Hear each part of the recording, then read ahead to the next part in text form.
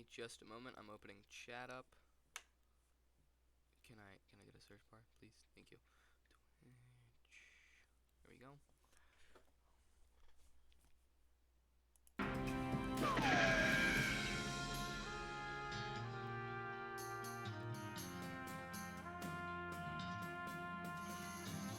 Okay, cool.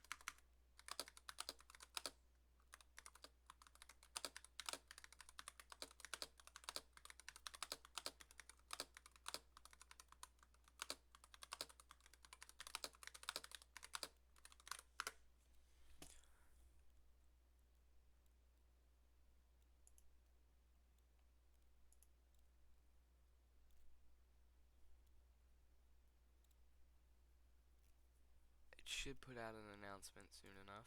For that, copy link.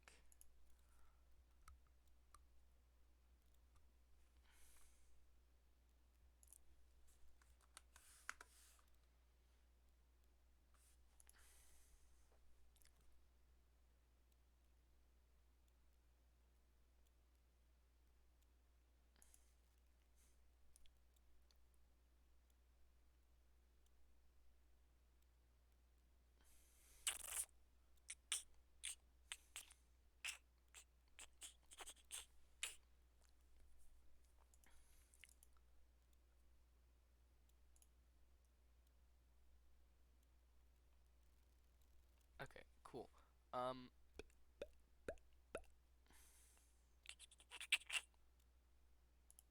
make sure all of that's running right.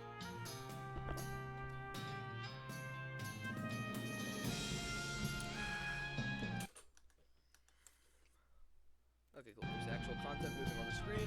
Great.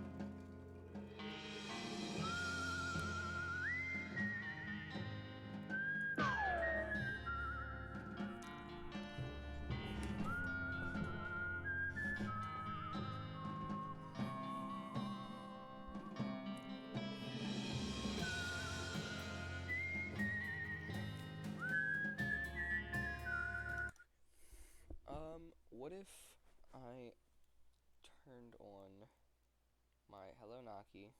Hello, I'm here for content. Oh, like I told Sam, I don't know if I need anybody in call for this one. I'm gonna be doing a lot of voices and a lot of talking. Ah. Yeah, quite a bit more talking than I normally do. It's a lot of Alright. dialogue reading. No, yeah, no, I know. I'm just here Yeah. for content, so Um, face I'll probably cam. like How am I feeling about gaming. that? Yes, we'll take it. I will make it smaller though. Here, I'll mostly just talk in chat. There we go. Face cam smaller.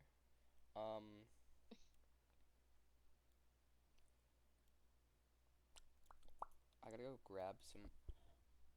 No, I don't. Never mind. Ignore me completely. I didn't say anything.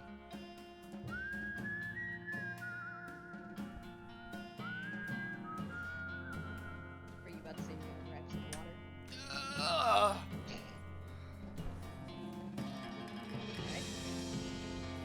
Went on a hike yesterday. Huh? And I packed water for it. I never drank it. Ah. Cheers.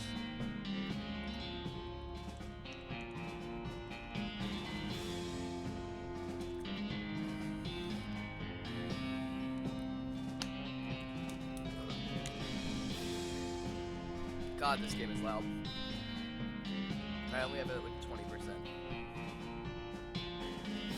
Okay, what to name my character? That is the real question.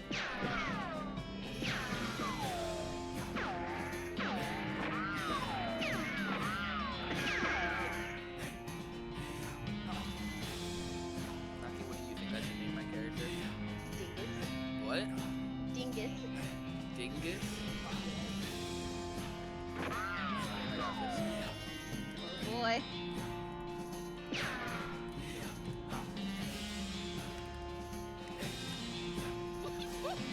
My name is Big Dingus Wingus.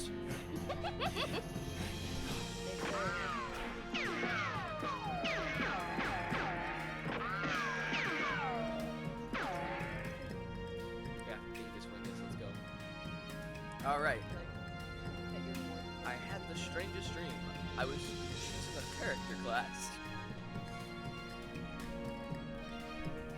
Cow punchers solve their problems with their fist, whether it's shaking them at a disagreeable feller in a disreputable saloon, or using them to punch a slightly more disagreeable feller in a slightly less reputable saloon.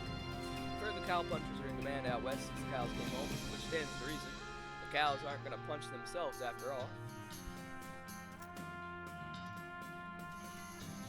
Slinger, magic and cooking are inextricably intertwined in Loathing, and the Beanslinger is the mystical master of both. I've heard there's a shortage of cooks out west since the cows came home, due to most of the cooks having been brutally killed by the cows. Or snake oilers. Snake oilers rely on their moxie and chutzpah to tame snakes, their fearlessness to extract potent oils from those snakes, and their cleverness to manufacture and sell potions made from those oils. You've heard snake oilers are doing really well out west since the cows came home. Everybody needs potions and hope in these dark days. And also out west is where the best snakes live. I'm gonna make a poll for this one, because this will determine the entirety of my playthrough and how it goes.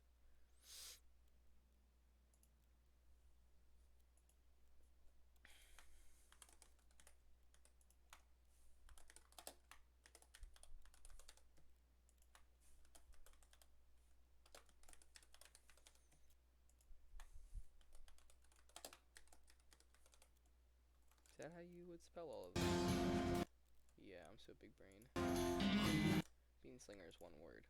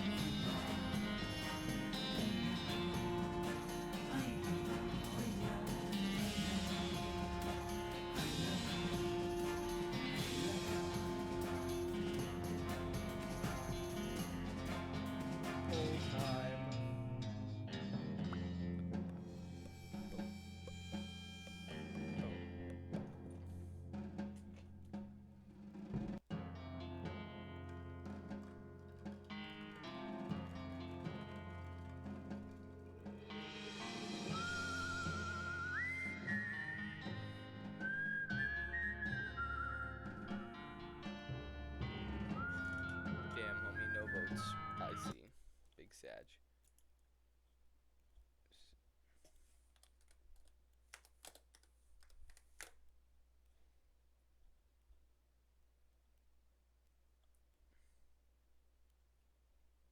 I'm really confused, Naki. Also, nobody voted in my poll. That's big sad.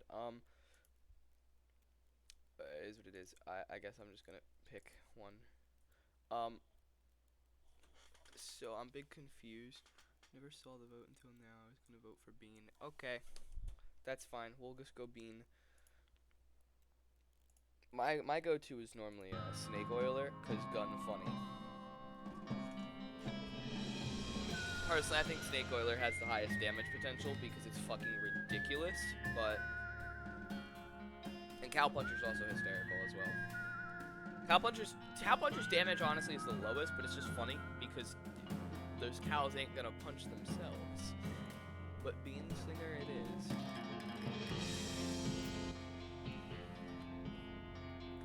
There we go. I'm so ready to sling beans.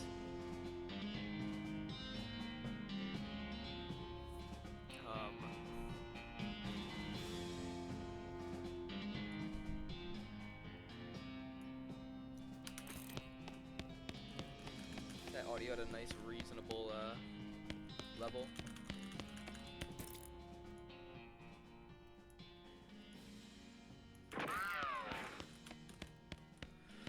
This weird poster appeared here one night. Read the spine of one of your books. The Miracle at the Dark City. Rufus liked this one as much as I did. Margaret Smith and the Incident at Witch Gulch. Claudia Bobbsey and the Mystery of the Ancient Prison. Paco Jones and the Secret of Eagle Lighthouse. Adam Bobbsey and the Curse of Monster Lighthouse. Oh hey, this one might come in handy. Walking Stupid. Yeah, baby. You read the book. You read the book from cover to cover and learn how to walk really stupidly. You accidentally drop the book and then ruin it by stepping on it 30 times while you're trying to pick it up. Oops. Yeah. Glad I did that. Hey, Russell. How you doing? Caw. I'm gonna miss you, buddy. Caw, caw, caw. You grab a cricket from your cricket bag and feed it to Russell. He coos appreciatively and nuzzles your hand. Maybe it's time for you to leave too. You open your bedroom window, not pictured, and unlatch the door to Russell's cage. He winks at you, calls one last time, then flies away to the west. It's time to hit the trail.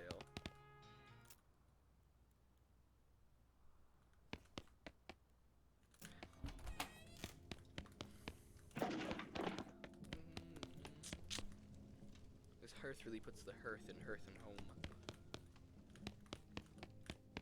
Agreeable.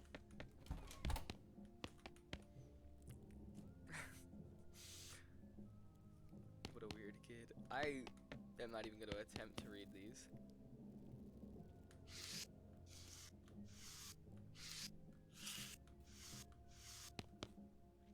An investigation of the laws of thought on which are founded the mathematical theories of logic and probabilities. I think this is about math, maybe? That's so cute. Can I scramble that? Fiddle with it. Your brother already had most of the way solved, but you figured out the last couple of moves. Hooray. You already solved it, and if you mess it up again, it'll be messed up forever. Oh yeah.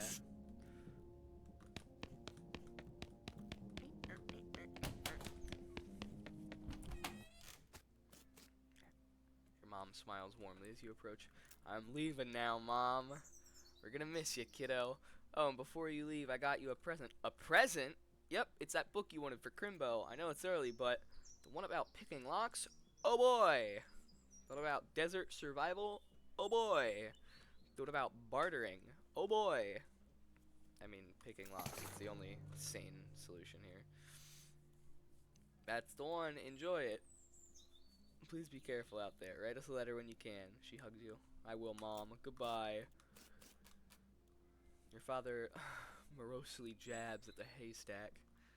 That hat doesn't fit you, Dad.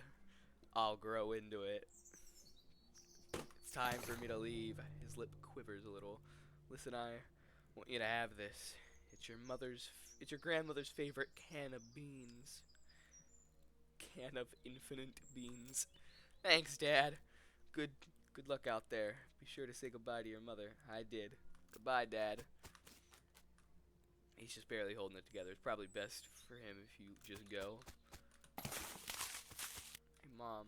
Mom raised an eyebrow. I just wanted one more hug before I leave. She smiles and hugs you again. Okay, bye. Hello, Rufus. He's pretty. Your brother Rufus is standing here looking nervous. He's pretty good at looking nervous. Give him his puzzle back. You hand him the puzzle, and he starts fidgeting with it. English. Hey, Rufus, it's time for me to head west. I still don't understand why you're leaving. He's got a point, you know.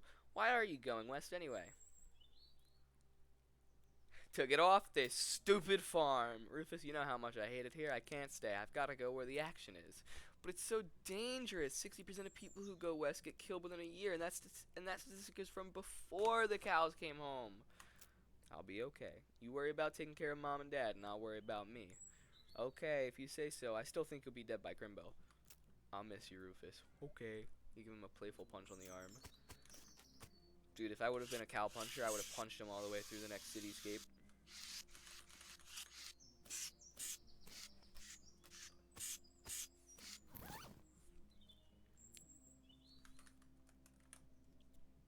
Locks and how to pick them up. Please memorize the entire book. After you're done reading it, you donate it to a local orphanage. Soon those orphans will be able to make their escape. Go, orphans, go! Can of beans. You'd think a can with an unlimited number of beans in it would be really exciting, but these beans are pretty terrible. It's a pretty cool thing to carry around, though. This item goes in your offhand. 1 spell damage, 1 muscle, 1 moxie. Oh, wait. Oh, so with the cow puncher, I get a starting melee weapon. With the snake oiler, you get the briefcase that you carry with you for the rest of the entire game. This one you just get an offhand item that you're going to get rid of very quickly. I see. Go west, young man.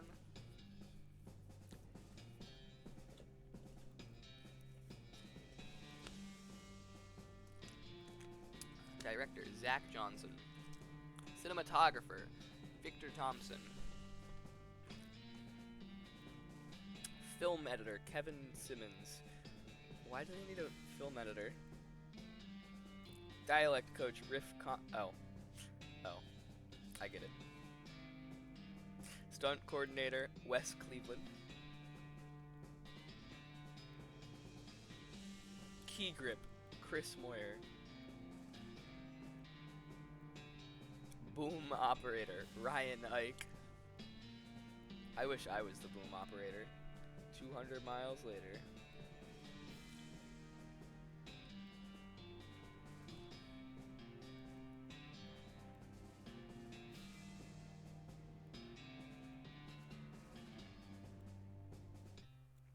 Well, the bad news is that you fell off that cart and got knocked out for a couple of hours. Now you've got no ride, no meat, and no prospects. The good news is that you're in a town rather than a gulch somewhere. Not much of a town, though. Get up and dust yourself off. Turnip. Oh boy, I got a dusty turnip. Wait. I've played this game before, I know what to do here.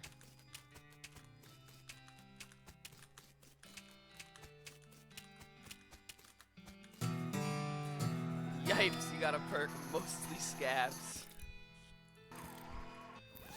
Wait, no, it's here. Been poked by so many cactuses that your body has built up an entire extra set of skin capillaries just to deal with the constant tiny puncture wounds. Plus 5 maximum HP. Gone drinking. Oh, bored. Yay, I've got a melee weapon.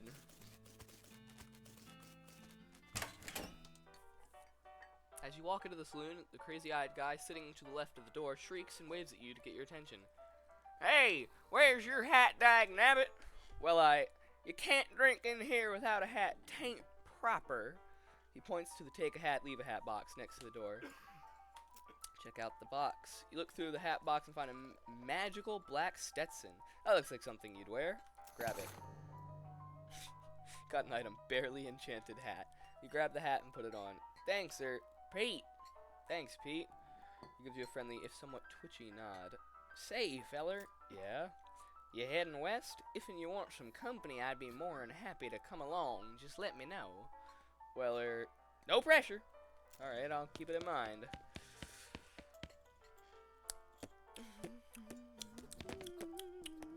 You walk up to the bar and wait patiently for the bartender to notice you. While you're waiting, you see a sign taped to the back wall reading, reward for lost mugs, 25 meat each.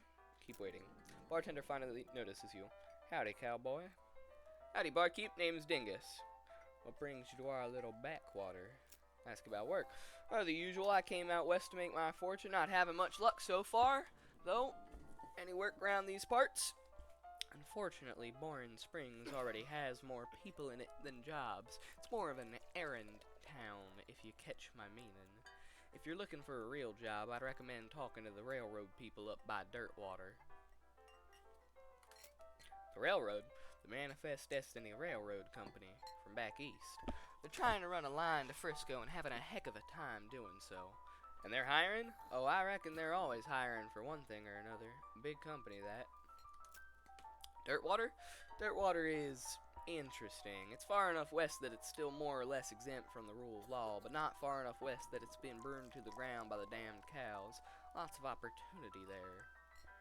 She pauses for a few seconds, lost in thought. Yep, if I were a younger woman, I'd probably head that way myself. You mentioned errands? Yeah, this forsaken burg is always falling apart in one way or another. The hostler's always needing help since he hurt his leg, and that no-account sheriff could certainly stand to have somebody doing his job for him. Anything else? Well, I've got a goblin loose in the basement. Some cowpoke in from the gulch didn't wipe his boots off and got spores everywhere. I can probably handle a goblin. Much obliged. I'll unlock the basement door for you. Oh, and you'll need this. I'll take care of it. These two are playing poker, or at least trying to. They keep looking back and forth from their hands to the how to play poker card that came with their deck, biting their lips and concentrating real hard. I've been avoiding it. I'm gonna go do it. I know I need to. It's a spittoon. People spit into it. You know, without even looking in it, that it's absolutely disgusting. Look at it. Yeah, it's full of spit. Regular spit, gross tobacco spit, chewing gum, and it looks like a few teeth as well. It's disgusting. And the smell, even from a distance, it smells horrible. Look closer. You are now on your hands and knees peering into a filth-encrusted spittoon. I don't understand what is wrong with you. Wait, is there something shining at the bottom? Get it. You reach your hand towards the spittoon. Even before you touch it, you can feel the grossness in the air, like a greasy fog enveloping the stinking brass horror. It smells like the vomit trough at a mesquite barbecue eating contest. You hesitate. Never surrender. You plunge your hand into the awful soup. It makes a sound like glop. Your skin is burning. Your eyes start to water. Search. Your fingers make contact with something. You pull your hand out of the devil's train slowly, not daring to risk splashing the contents all over yourself. You appear to have gotten some kind of ring, probably some kind of disease as well. Congratulations! Hooray!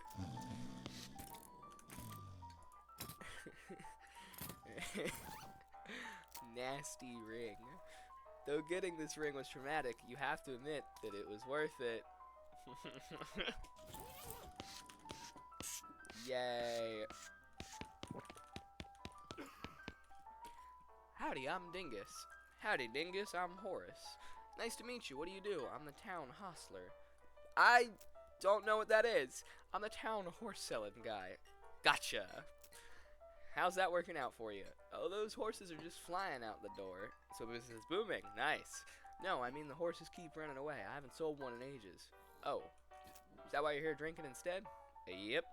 And me being here drinking instead of watching the horses is probably how they keep escaping. It's one of those vicious circle things. Well, I'm in need of a horse. Do you have any left? One. Kind of a boring one. But it's got 4 legs and a back to sit on. Come see me at my stable. I'll be happy to show it to you. Okay.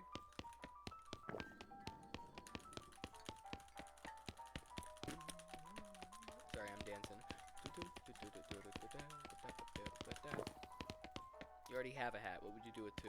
I don't know. Stack them? Woman glares at you. You should probably just let her drink. Howdy, howdy. Good to see you again, Dingus. Oh, sorry, hold on. I gotta do his voice right. Or hers. Howdy. Good to see you again, Dingus. You tip your hat to the bartender. Who's a lady drinking whiskey out of a beer mug? That's Susie. She's a rancher from nearby, a real tough broad. I ain't recommend you pester her. Why's that? Lost her whole family to a cow attack recently. Got some pent-up frustrations about it. Ouch.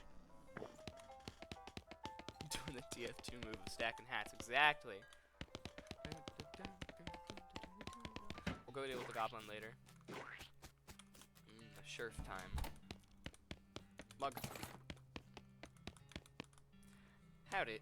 This guy's gonna get a little bit more of a southern twang voice than the other guy, but it's kind of the same voice. Howdy, stranger. Welcome to Boring Springs. I'm the sheriff in these parts. The what? He sighs.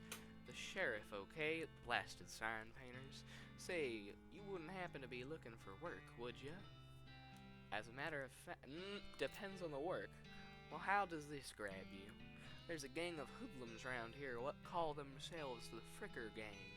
Last time I arrested one of them, they busted him out and took my cell door with them. It ain't, well, it ain't much good without the door. And I need somebody tough, smart, and or slick to go fetch it back for me. Why don't you do it? You're the sheriff after all. I gotta stay here and practice my chair tipping. Okay, I'll give it a shot.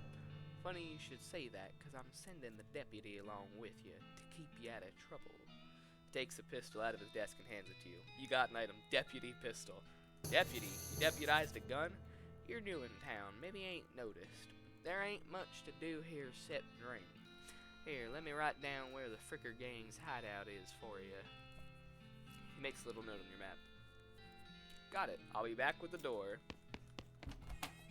Oh wait, hold on. Posters. Wanted for bird theft. Naked Mike Bernstein. Reward 200 meat. Help wanted poster artist. Apply in person at Yuma Marshall's office. Wanted Bimmy Fricker for face thieving. Reward 420 meat.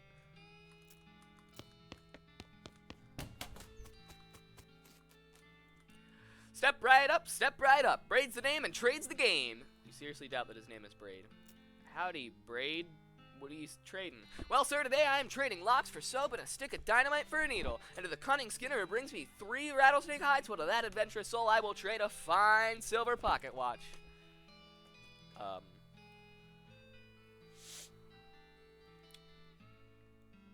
No trades right now, thanks. Not the fucker gang, the Fricker Gang. You approach the weird Cactus Man hybrid. He smiles at you. Howdy, Cactus Man. Howdy yourself, and the name's Bill. Cactus Bill. What happened to you, Bill? Well, to be honest, partner, I drank too much cactus beer and it turned me into a cactus. Doc Alice warned me this would happen, but I didn't listen. And that's why they call you Cactus Bill? Nope, that's just a coincidence. Oh, does it hurt? Does what hurt? You know, being a cactus. Oh, no, it's actually kind of nice. The natural fermentation processes inside the cactus part of me keep me pretty drunk most of the time. I guess it is a mite boring. Yeah, I bet. Wouldn't be so bad if I had something to read. You don't happen to have a newspaper or anything, do ya? No, sorry. Well, if you happen to find one, keep me in mind. Will do, Bill.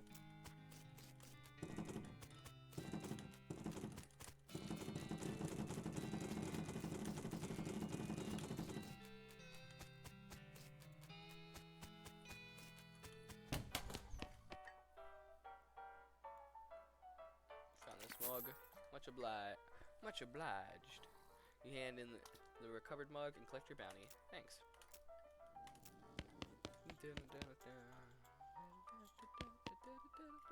What do you say, Pete? Oh, me? Well, heck, I say all kinds of things. For instance, dag nab machines can't trust no more than a darn scab shangle. Uh-huh. Pete takes a swig of his whiskey. See you later, Pete.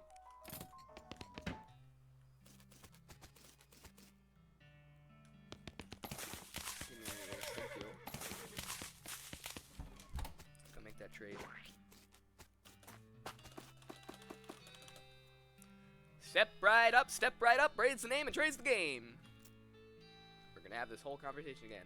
Howdy, Braid, what are you trading? I'm not gonna read all that again. Give me your needle, please. Thank you. Braid, which is so not a name, takes your needle and hands you a stick of dynamite. Be careful with this now. No trades right now, thanks.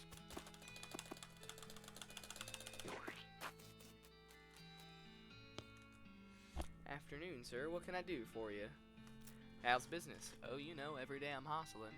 To tell you the truth, though, it's pretty terrible. All my horses keep running away. Well, except for this completely ordinary one. That's rough. Maybe I can help?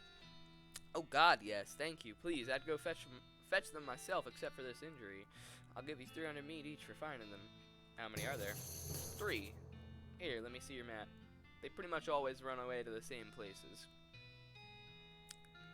Why these places? I think they like environments that are thematically appropriate.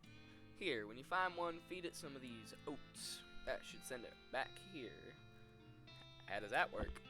They're special pigeon-infused oats. Okay, will do. See you later. Wait, the horse.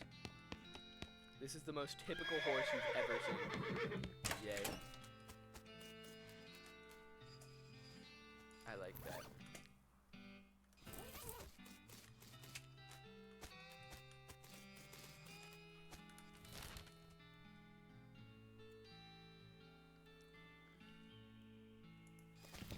Let's go to the Fricker Gang's hideout.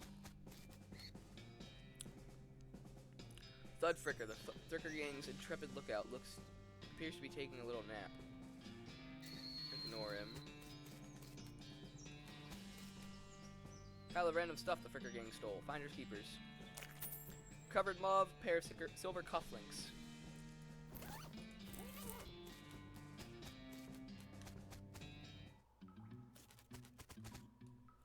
One of the Fricker boys is dozing in a bathtub. Shoot him, tie him up, or psst, can you pass the soap? Psst, can you pass the soap? He mumbles and hands you a bar of soap before sinking deeper into both sleep and the tub. Cool. Dr. Swelkelton's Pure Castile Soap. Where this comes from, they call it soap. Interesting. You cautiously approach the Fricker Gang. They're pretty engrossed in that poker game, so it doesn't actually require that much caution. You hide behind a barrel and eavesdrop on their conversation for a while. The one with the eye patch is quiet, but you gather that his name is Snipe, and that the squirrely one is his brother Wimpy. What's your play here? Approach them and talk. Howdy, boys. Deal me in. The one with the eye patch raises an eyebrow. Who are you? How'd you get past Thud and Soapy? What do you want? It's Bimmy! Your brother. It's me, Bimmy, your brother. He squints at you. Bimmy? You ain't Bimmy. I am so Bimmy I stole some Rube's face. Ha! You always did have a knack for face rustling. What's new, Bimmy? We gotta get out of here and fast. Wimpy, we gotta get out of here and fast, Wimpy. The Pinkertons are onto us, and they'll be here any minute. Dag nabbit, come on, Snipe, let's hightail it. I'll catch up with you guys later tonight. Wimpy nods. He and Snipe hurriedly pack up their belongings and flee the cave. You congratulate yourself on your attentiveness, memory, and strong interpersonal skills. Let's grab the door and skedaddle. Pile of Fricker's ill-gotten gains. 50 meat. Sheriff's cell door.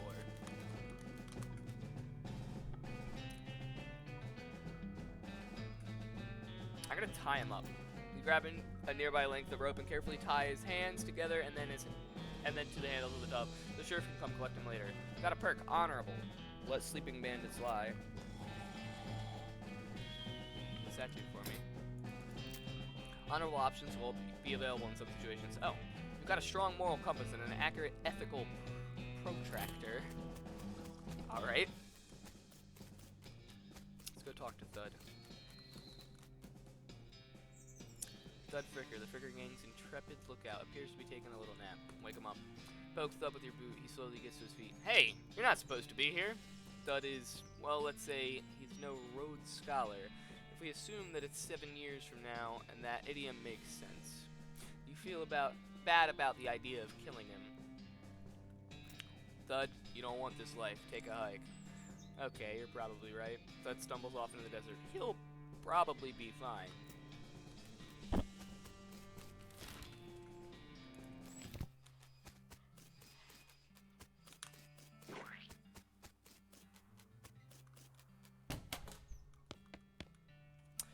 See, the Fricker gang hasn't put a stop to your breathing. Did you rescue my cell door? You hand the sheriff his door. The sheriff his door, and he hands it back to you. Oh, fuck, I didn't do the voice.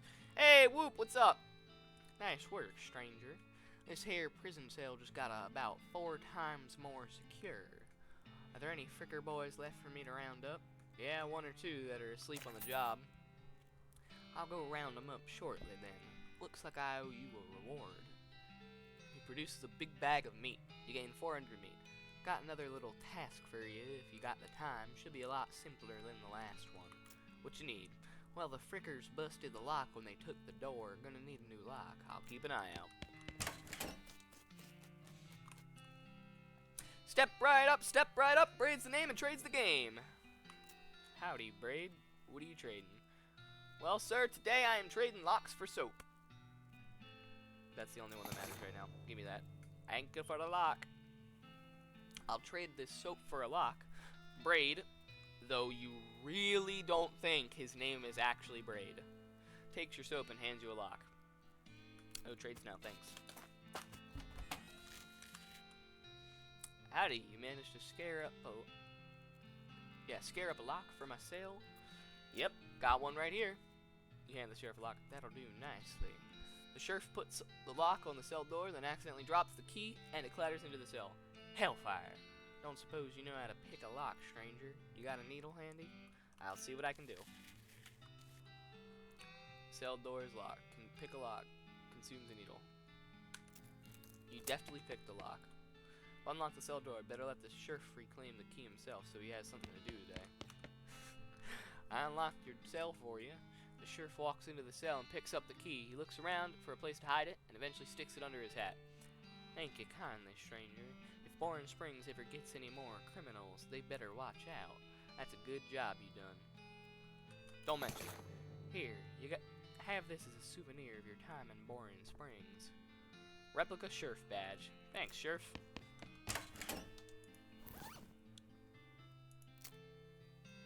Gives me armor.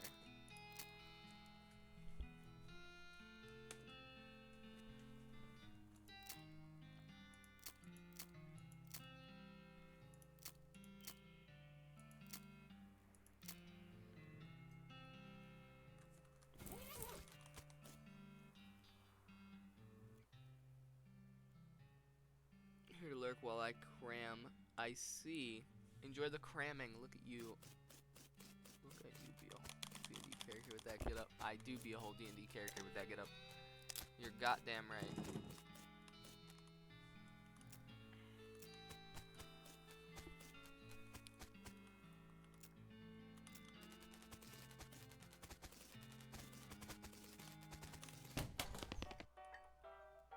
Found these mugs.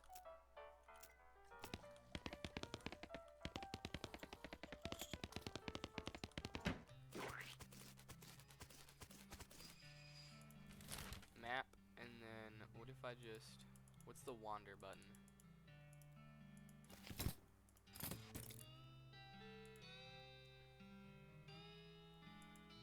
Aww.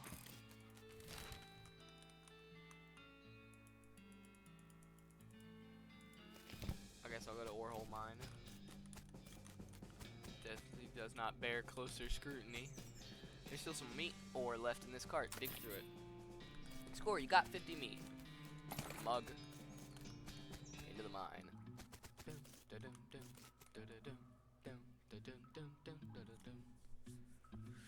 The mechanism is labeled Cargo Elevator Control. Poster on the wall behind reads Blasting Cap Storage, Level 1, Level 2 Plungers, both kinds. Level 3 Tools. Where do you want to send the cargo elevator? Leave it alone for now. Unrefined meat nugget. Looks dangerous, at least there's no plunger hooked up to it. Better is closed, and in any case, it's not a people elevator, it's a cargo elevator. Plunger.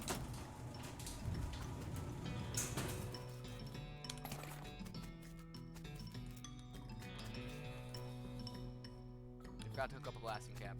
Got it.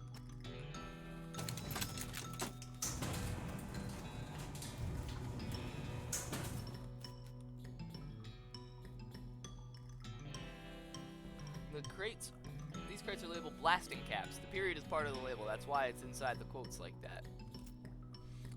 Dang it. Looks like you're going to need a crowbar to pry open one of these crates.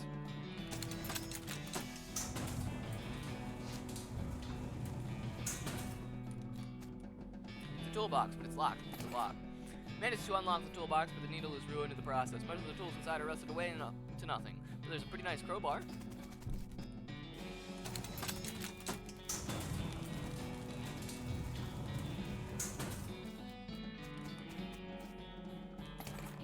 Pry open one of the crates with your crowbar and grab a blasting cap. Yay. Add a blasting cap. Okay, you've succeeded in putting yourself in grave danger.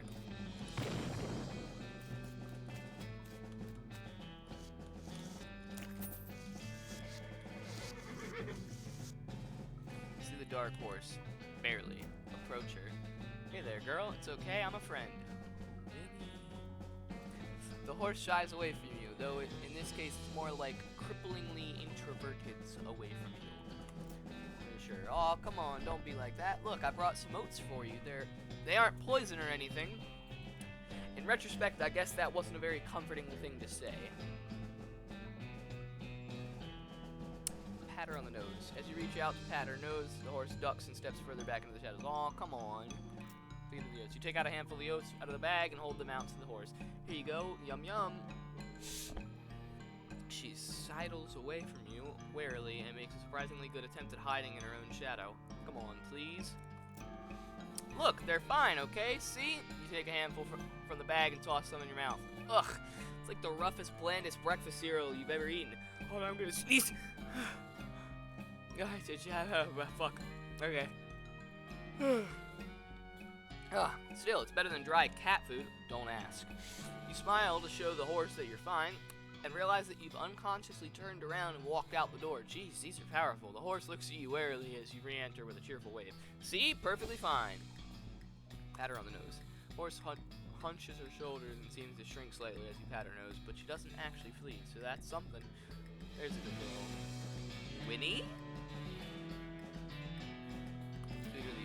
Horse finally seems relaxed enough around you, so you offer her a handful of the oats. Warily, begrudgingly, she eats them.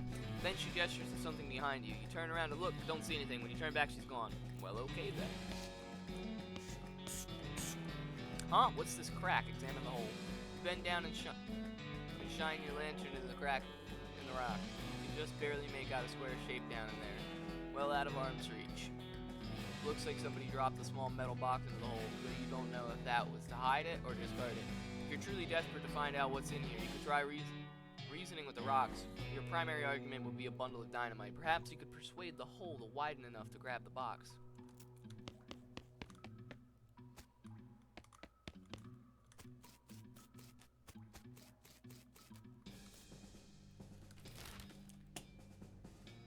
Thousand Snakes Gulch.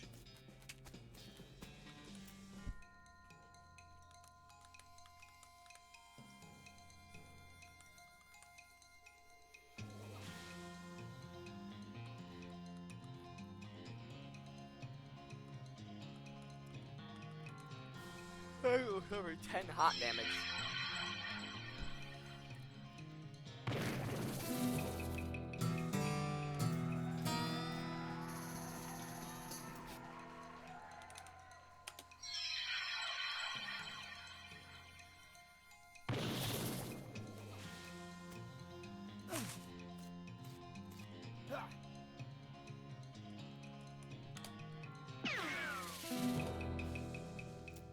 Hell yeah.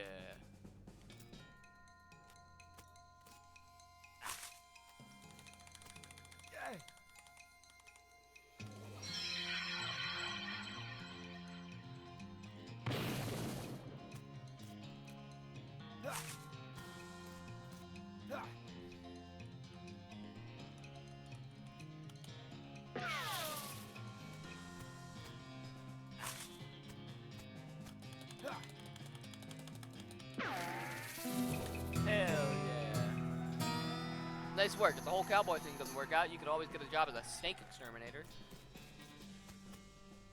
His horse has gone snake crazy, or maybe he was some kind of other crazy before. Hey there, boy. Hey, fella. I'm a friend, okay? It's cool, alright? Be cool. Don't freak out on me. Winnie! Look him in the eyes. Calmly look the horse in his eyes. One of them is fixed in a glassy 1,000-yard stare, and the other is revolving madly in its socket like he's thinking of trying to escape in every direction simultaneously. He looks to be calming down a little now that it's clear you aren't actually made of spiders, though. You carefully and gently pat the horse's nose. He twitches a bit. A lot. Okay, a lot. But seems to recognize that you aren't going to eat his eyes or suck out his soul or whatever madness is bouncing around in that skull of his. That's a good boy. Hey, you hungry, boy? I've got a little treat for you. You feed the crazy horse some of the homing oats, and it gallops away with a whinny, or rather a reneggle. Hopefully he's headed home and not into the 12th dimension. Cool.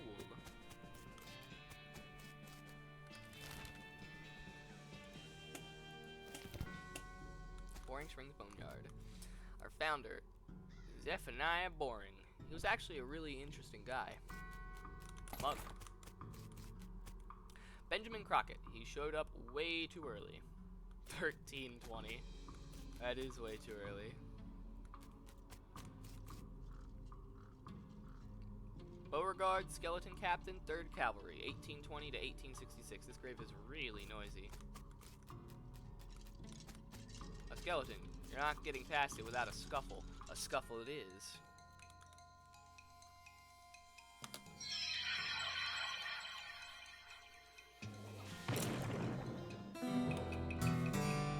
Skeleton collapses into a pile of loose bones. Yay. That guy just wouldn't stay put. Timothy Cochran, devoted husband. Elizabeth Cochran, beloved daughter. Silas Cochran, a baby.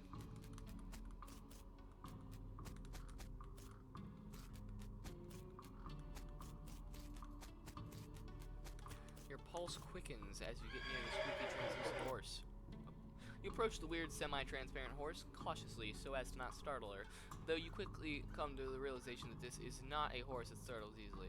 Hello there, hi, I'm a friend, okay? That's a little strange. How you did that without opening your mouth? Pat her on the nose. You pat the horse's nose, which is very cold. If you were going to ride her, you would want an extra saddle blanket to keep your butt from freezing. Pat her on the nose again. Yup, still cold, burr. Yup, still cold, burr. Yup, still cold, burr. Yup, still cold. Yup, still cold. Still cold. You get the idea. Feed her the oats. Here you go, girl. Have some oats.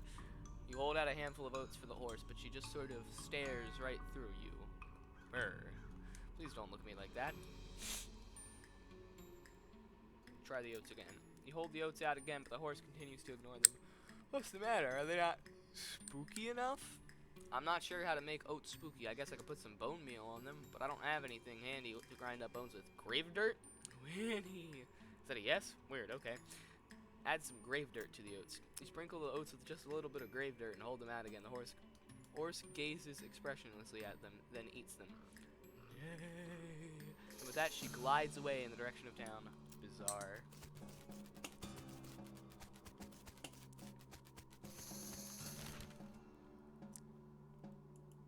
Why did I go back to the finger being side out? There we go.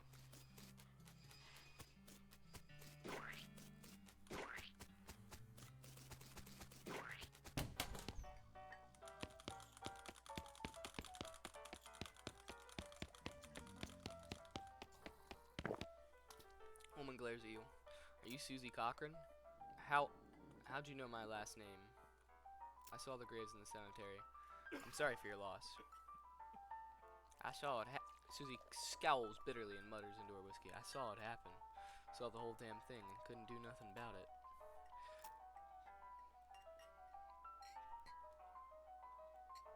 Bartender said it was a cow attack. Cows, right? I don't know what those things are, but they ain't cows, not anymore. What happened? It was a raid. See, Ma and Pa used to ranch cattle back before they came home. Pa didn't make it, but Ma and I managed to rebuild. We ranched pigs instead, and she left me the place when she passed. Go on. Well, I guess a passing herd sniffed out that it used to be a cow ranch, and they attacked a couple days ago. Happened so fast I didn't even have time to get my rifle out of the gun safe. Cows smashed in the front door, and a fire started out back by the root cellar. House went up in blazes just like that. What did you do? There wasn't anything I could do. Couldn't get upstairs to the kids because of the fire, and I saw Tim trampled right in front of me. She drains her glass. I ain't want to talk about it anymore. Sorry. Cheryl fills her mug from a bottle in the bar and doesn't reply. What will you do now? Head west, I suppose. Nothing keeping me here. No desire to stay. I can't leave without my rifle, though. Why not? It was Ma's rifle. It's all I got left of anybody. Where is it? Left it at the ranch like a damn fool. Listen, can I ask you a favor? I need someone to go get it for me. Why don't you go get it yourself? Susie's jaw clenches. She turns away so you can't see her face and resumes her drinking. Oh. Look, I know you got no call to do a favor for a stranger, but I ain't got a lot of options. Your rifle, you mean? Yeah. Okay, I'll get it. Susie shows you on the map where a ranch is. Yay, bye-bye. I'll be back. Cochran Ranch, 1891. All the water in this trough is boiled away. Susie's ranch house was burned to the ground.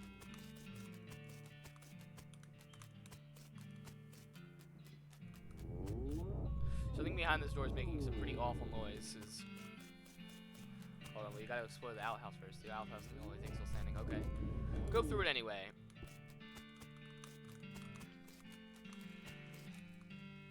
Looks like somebody was in the middle of fixing a knife. Grab it. Varmint skin and knife.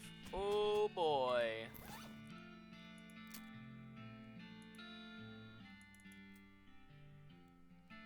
I should just collect skins from beasts after combat. These pies were not safe. This thing looks angry. You're not gonna make it to that safe without dealing with it.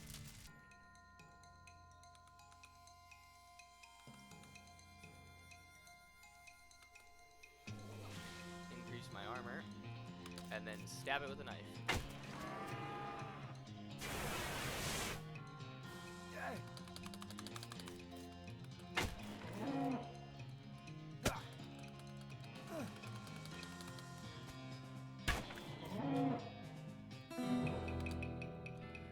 That nasty cow skull floating in a cloud of flame.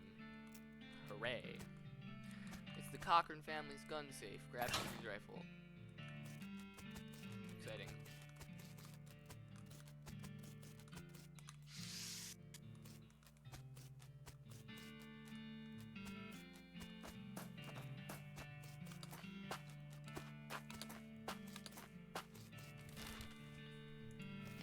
Town of Boring Springs.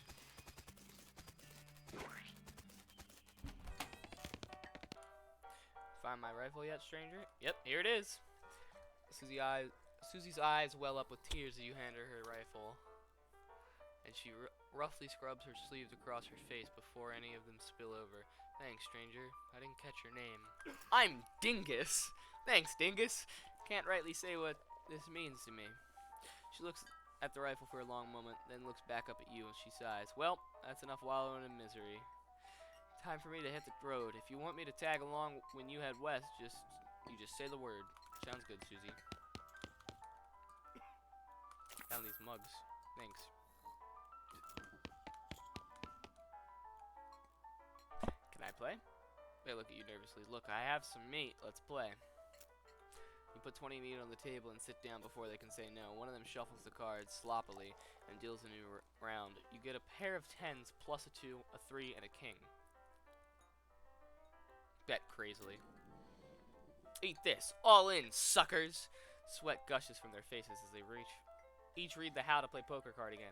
But eventually they both add 20 meat to the pot. Okay, read 'em and weep. You show a pair of 10s plus 2, a pair of 10s plus 2, 3, king. The guy on the left has a full house, 2 jacks and 3 aces. The guy on the right somehow got a straight flush, 2 through 6 and home. I can shout I win or I can outfox them. Do I have outfoxing 1? I guess I do. You explain that jacks are worth 9 points each, giving the guy on the left a total of 21 points. To the guy on the right's 20, and you're 25 plus a king. And the king represents King Ralph the Fourth. No, the 9th, whom the western colonies revolted against because of unfair taxes, so they owe an extra tax of 10 meat each. They nod in understanding and push more meat across the table at you. You collect your money and stand up. They thank you for helping them learn the game. Walk away.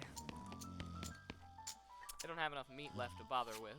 Looks like they're playing for spiders now. Hello, Pete. What do you say, Pete? Who, me? Well, heck, I say all kinds of things. For instance, horse feathers. There's a scorpion in my saddlebag. Pete's taking a swig of whiskey. Pete squints and points at your unrefined meat ore you're carrying. You ain't seem like someone got much use for unrefined ore, stranger. I'll buy it off in you for 73 meat. Here, take it. Okay, Pete, here you go. Give him the nugget. He chuckles and hands you some meat. Pleasure doing business with you. See you later, Pete.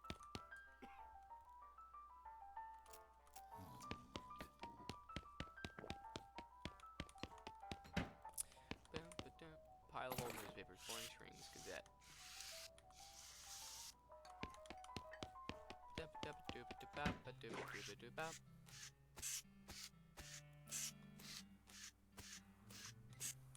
Did you bring me something to read? Give him the newspaper. You give him the newspaper you found in the basement of the saloon. Much obliged, partner. Now let's see here. What can I do to return the favor? Oh, I know, my shovel. I left it behind the outhouse at Orhole Mine. It's yours if you go and get it. I'm sure you'll find use for it. Thank you.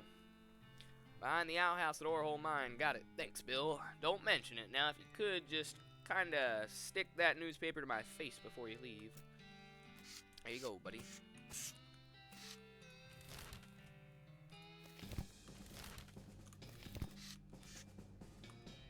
Goodbye, the outhouse. Hey, wasn't kidding. Not that this would have been a funny thing to kid about, I guess.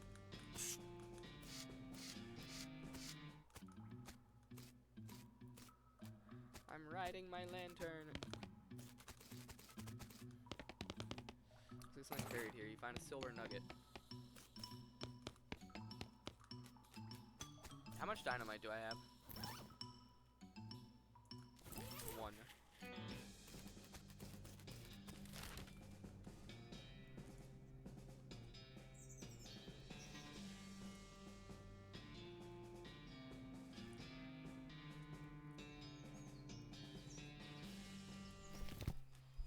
Hold on, I'll be right back.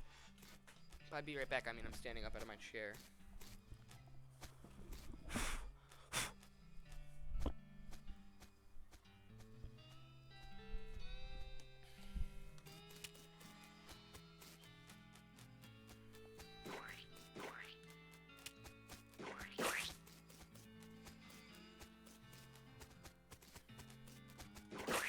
Thanks.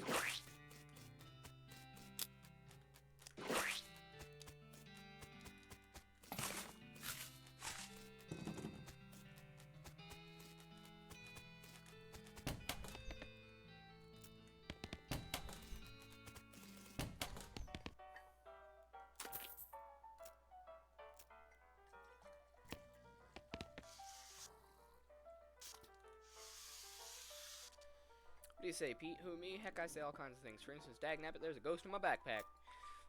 Pete takes a swig of his whiskey. Pete notices a nugget of silver you found earlier. I'll take that old silver nugget off your hands if you like. Give you 81 meat for it. Show him the nugget. Give him the nugget. He smiles at you. Fine and dandy. Pete's eyes narrow as the gears in his head start to click. He fixes his gaze on you, and the tick in his eyelid seems more pronounced. Is it soft? Yes, it is. Listen, kid, all this stuff what I've been buying from you, you've been spending time underground, ain't you? Well, you listen to old Pete's advice. You stay out of Orhole if you know what's good for you. There's stuff down on the 40th level that ain't worth messing with for a feller who wants to keep his eyes, if you catch my meaning. Not sure I do, but thanks.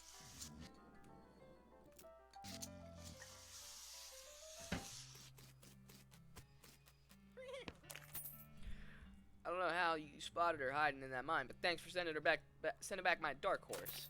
Sure thing. Looks like my pale horse made it back safe. Thanks for your help. Anytime. Thanks for finding my crazy horse. He was eating loco weed again, wasn't he? Not that I noticed. That's all of them. I can't thank you enough. Here's a little extra for you. Thanks. Afternoon, sir. What can I do for you? Said something earlier about an injury. Yeah, I busted my knee while mucking out the showroom. Don't ask how. It's embarrassing. I was going to get Doc Alice to have a look at it, but she gave up doctoring. Why'd she do that? Nobody knows. She just shut herself up in her office. Said she wouldn't talk to anyone except Nurse Whiskey. Is that an actual nurse, or I'm pretty sure she was just being sarcastic? I see.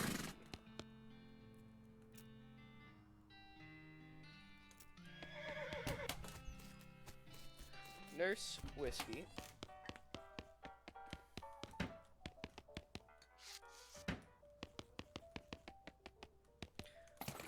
Nurse brand whiskey. There we go.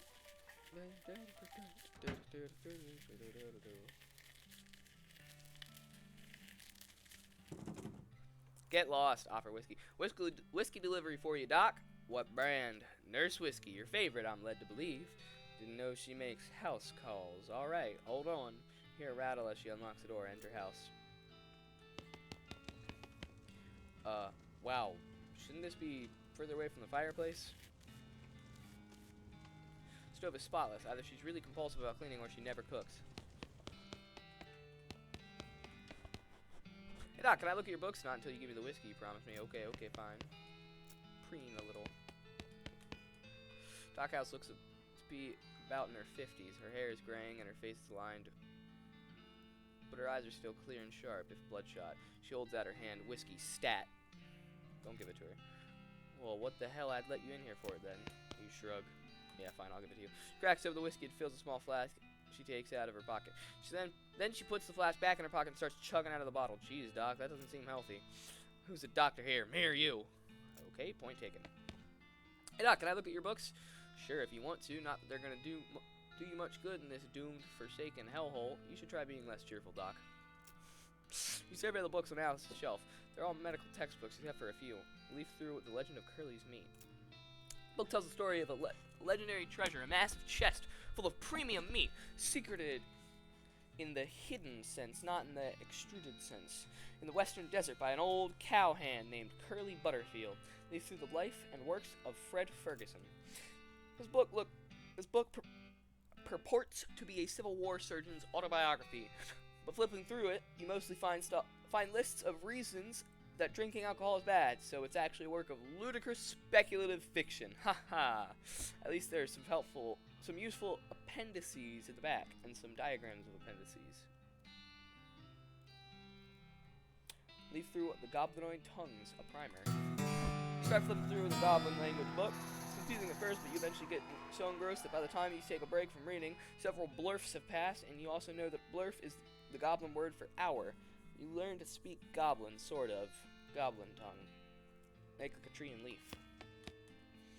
Outhouse continues to pour whiskey down her neck, occasionally stopping to breathe. Is everything alright? Depends on how fast I can get this whiskey into my bloodstream compared to how fast my liver filters it out. And I can't talk and drink at the same time, so... She glares at you meaningfully. So what's the matter, Doc? What's the matter? The whole world's gone to hell in a horse cart. And you ask, what's the matter? Bandits, cow demons, dead men walking? Why don't you go ahead and pick one and I'll drink to that? Dead men walking. You haven't seen it? Corpses and skeletons staggering around like puppets, with half their strings cut, looking to take a bite out of the living. Oh yeah, there was a skeleton in the cemetery. It's nice to get some outside confirmation that I'm not losing my damn mind. But how's that even possible? It isn't possible. Goes against everything I know about medicine. Dead patients don't get back up. Patients. Oh, ouch. Doc House turns away, grimacing. Every doctor loses one now and again. You never get used to it, but, well, it happens. But what doesn't happen is them coming back afterwards looking for revenge. That must be pretty rough. Rough? Buddy, I don't think you comprehend the situation. It's not just patients. It's neighbors, friends, husbands. Oh, indeed. She turns away from you and focuses her attention back on the bottle. Doc House sighs exasperatedly. What now? Do you have any idea what's causing the resurrections? Well, I heard a rumor. A rumor? What is it? It's when you get incomplete information from an unverified source. Anyway, What I heard is that there's a fella out west that's causing it. A necromancer, they call him. Supposedly he's sending magic out into the world somehow. Magic like the bean slingers use? I've never heard of any bean slinger raising the dead, have you? Her scowl deepens. That'd be one hell of a can of beans. Would be a hell of a can of beans. What's the deal with all the TNT? So when I feel like I'm about to go, I can blow myself into bits so small there won't be nothing left to come back. Seems drastic. Drastic? Hell! No way am I taking the risk of becoming one of those things. Fair enough, I suppose. About that necromancer. Assuming he exists, what about him? Well, maybe someone ought to try and stop him. Outhouse gives you a sharp look. You? Because I know you ain't talking about me. Why not? A gray-haired old woman that knows as much about fighting as a squirrel knows surgery? Did you hit your head on a bar stool, kid? You aren't that old. And if I were gonna pick someone to go against a necromancer, it'd be someone who knows a lot about death, but in a scientific way. A doctor, right? Outhouse stares hard at you and takes a swig from her bottle, saying nothing. And it sounds to me like you've got plenty of motivation to get the job done for your friends and everyone. She continues to look at you. You can see the gears turning in her head. Beats doing nothing anyway. Beats locking yourself in a house full of TNT and drinking yourself to death. You aren't even doing any doctoring anymore. She winces and looks away. Then she shakes her head slowly. You seriously expect me to ride out west by myself chasing a rumor? Doesn't have to be by yourself. I'm heading west too. Tag along with me and maybe we can find the guy and put a stop to him. It's crazy. Impossible. Impossible like raising the dead isn't possible. House crosses her arms and regards you thoughtfully. Spark slowly brightens in her eyes. Alright, kid. What the hell? Let's give it a shot. Cool. Let me know when you're ready to leave. I'll wait here. Alright.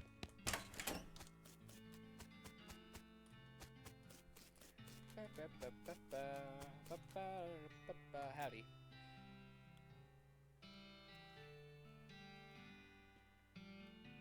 How about some free dynamite? Requires dickering. That gives me 2 dynamite, right? But that doesn't explain how I get 3.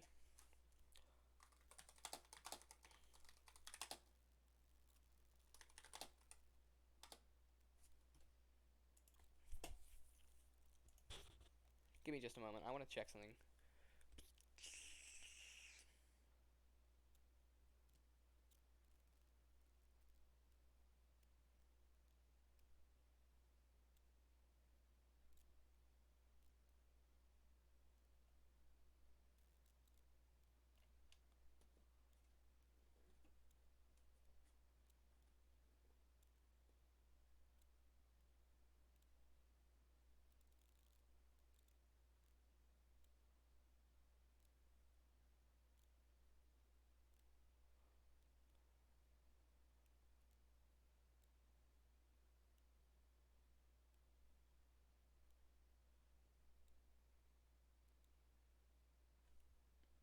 Huh. Maybe you can't actually do anything with that hole.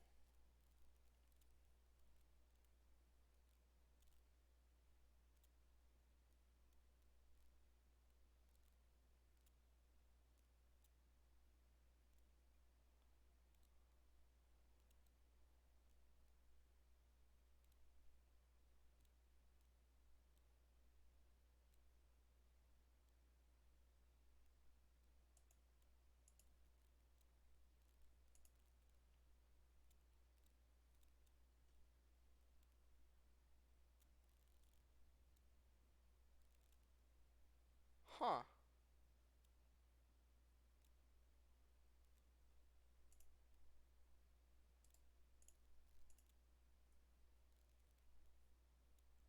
But what's in the hole? So you can actually open that hole in Orhole Mine, but you have to lose to one of the snakes.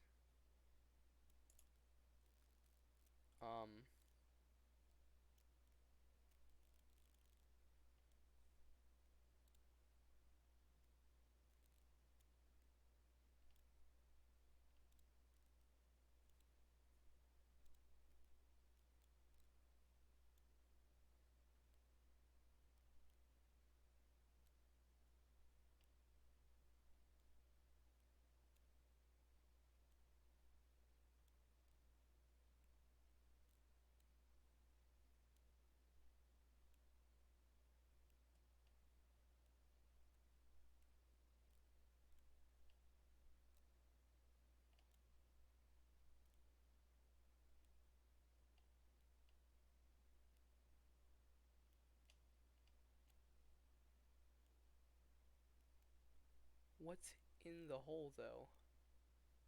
That's the question.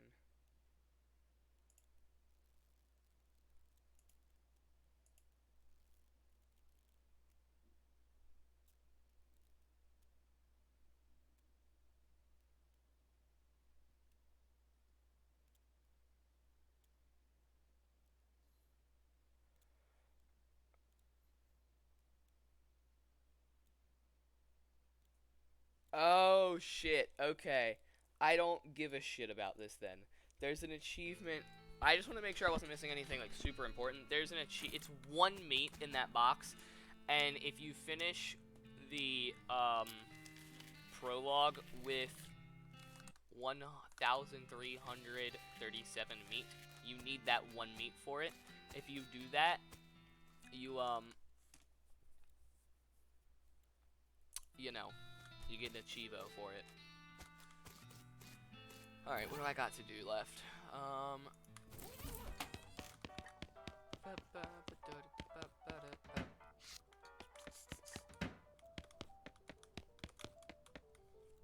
Goblin shouts, "I'm Gary!"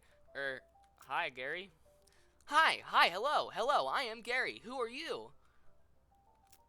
Well, I'm Dingus. Hello, Dingus, good to meet you. What Dingus doing down here? Be honest. Well, Gary, to be honest, the bartender sent me down here to kill you. Gary wrinkles his nose. Hey, what? That being terrible idea. Bartender not being good idea, man. Gary wants to popping, but not here. Too close to home. Gary wants to popping far up and high away. New Gary everywhere. Man, goblins are freaking weird. Settle down, Gary. Gary doesn't like to settling. Gary wants to travel and popping. If Dingus going far up and high away, maybe taking Gary with you, eh? Eh? I'll think about it.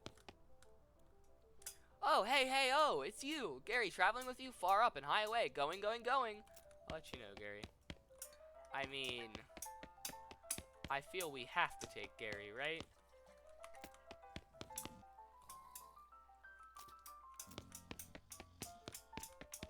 Right?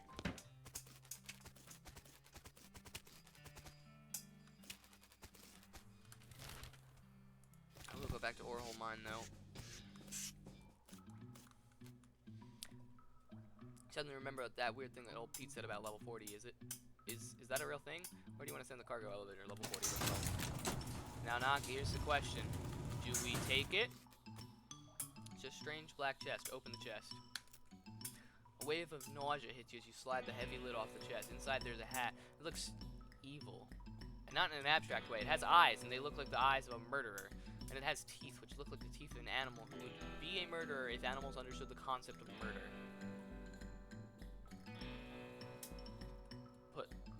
Put it on. You have a sense of foreboding. Something tells you this is a bad idea. It's me. I'm telling you this is a bad idea. If you put this hat on, you won't ever be able to take it off, and things will be much harder for you. It will be as though your life is a game, and that game's difficulty level is greatly increased, if you catch my meaning.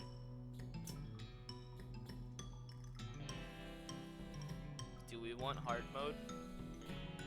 Hard mode's no joke. From what I know, that like hard mode is so bad to the point that the first encounter you find while traveling outside of dirt water, you'll probably fucking die. Like, it's that level of bad. You die to everything.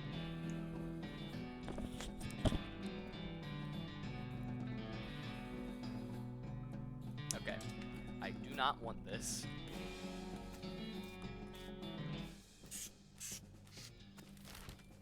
Down at Boring Springs. There's really nothing else left to do here except get a horse. Can you sell me a horse?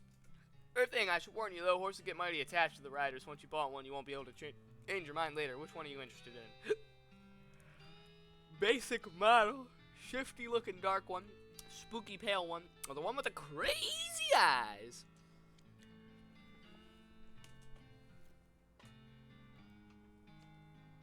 Why the shadow horse? What? I want to hear your reasoning on this, because I always go with the fucking insane one. I think it's hysterical.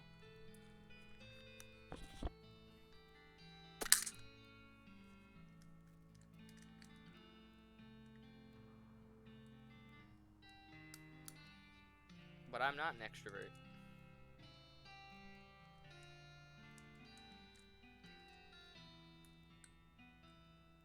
Nah, I don't know what you're on about.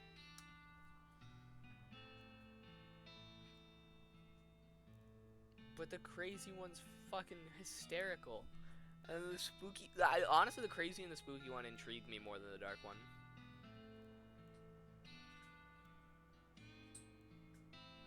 I know that the horses do... Like, which one you pick kind of... Does crazy also have funny walk? It has funny dialogue options. They're hysterical.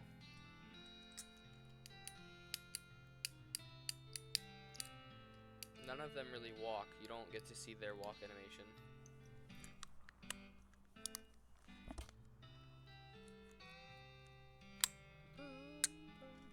We're gonna go crazy. I mean, it just fits. Give me the crazy one, okay? I gotta warn you, this horse has seen some stuff, but I'll sell him for 1,000 meat. Is something wrong with him? No, not as such. He's perfectly functional, but, well, he's always sneaking off to Thousand Stakes Gulch to chew on the loco weed that grows there, and that makes him see crazy things. I think it's more like he does it to forget about the crazy things he sees all the time anyway. Color me intrigued. I'll take it more. Let me look at the other options. You know what? Hold on. Shifty looking dark one. Good choice. She's a sneaky one. I'll sell her to you.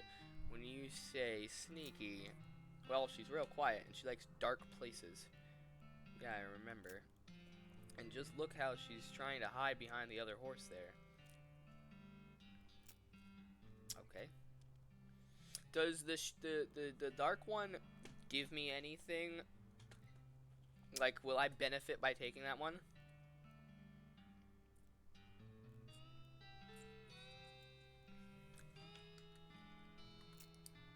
Go with the spooky pale one. Good choice. It's a good horse if you like that sort of thing. I'll set what sort of thing? You know, spooky stuff. Oh, you've never played... Oh, okay. Spooky stuff. I don't want to get into particulars. Let's just say she sets a certain tone.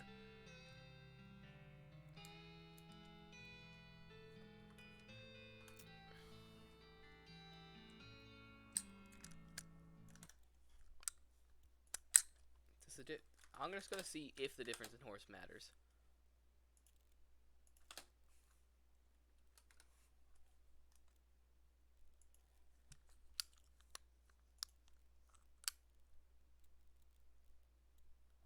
Okay, the pale horse, the spooky one, gives you additional random and undead and next mex book encounters. So, a part of the Markiplier's playthrough, but either don't remember or never finished watching. Okay. So the pale horse, what it's gonna do is I'll fight additional undead, and then next mex is like I don't even know if I want to do it in this playthrough. We'll get there when we'll figure that out. Well, actually, we should figure that out now because if we want to do it, we should go with that one. Next mex is I basically can become like a necromancer if I get the next mex books. Right? So theoretically, that one's really good for if you want to become a necromancer. The Dark Horse option to run from most random encounters, disabled in hard mode. Reason being scared of the hard hat's appearance. Okay, so the Dark Horse just gives me the option to run from random encounters. And then the Crazy Horse is more likely to trigger random events and locate locations faster. Like if you're wandering, you locate things faster. Honestly, I don't like the Dark Horse's effect. I don't need to run from encounters. I want to experience every encounter I have.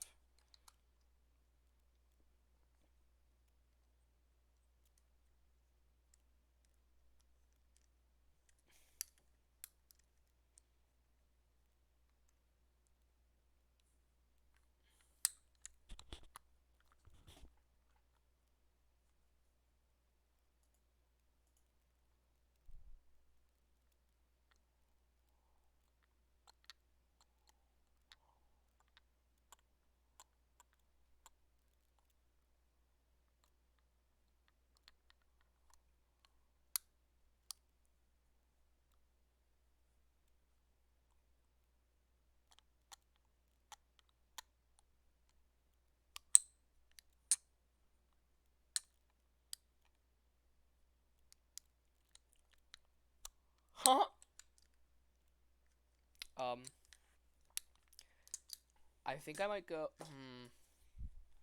Naki, do you think I should become any level of necromancer during this playthrough at all?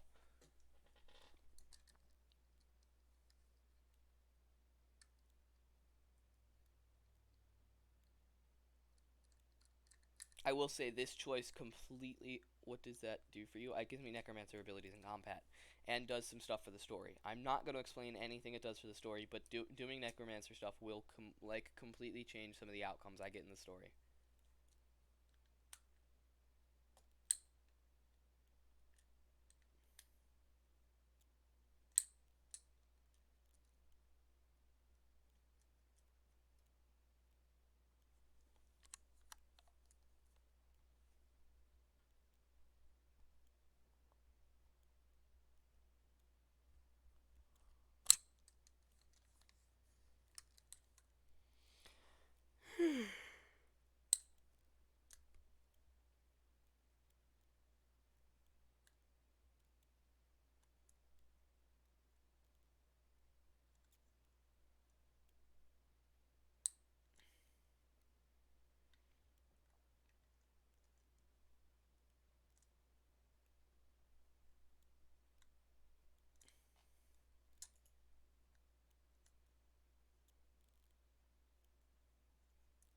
I'm not necessarily gonna fight a necromancer. It depends, because if I go down the necromancer path, then there's a whole lot that goes into it.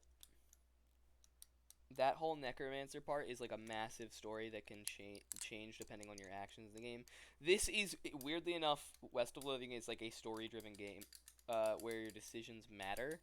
The decisions you make throughout the game change the different outcomes to the different arcs of the story. Like, actually matter, yes.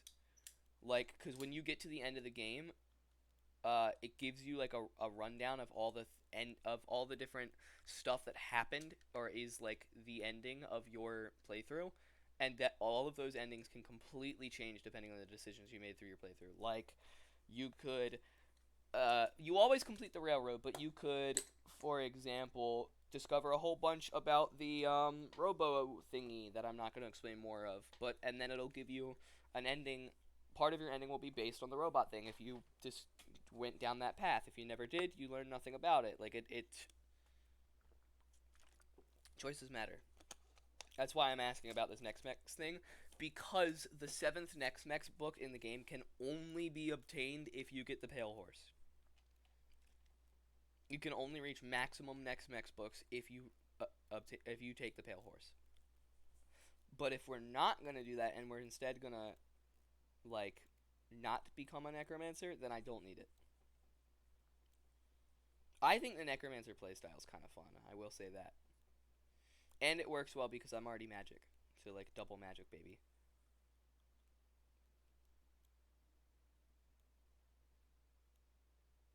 Double magic, yeah. Dark magic and bean magic.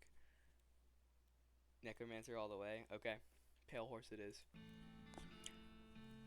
I've never taken anything other than the Crazy Horse. This will be interesting. I'll take her. Let's go. Give her a name.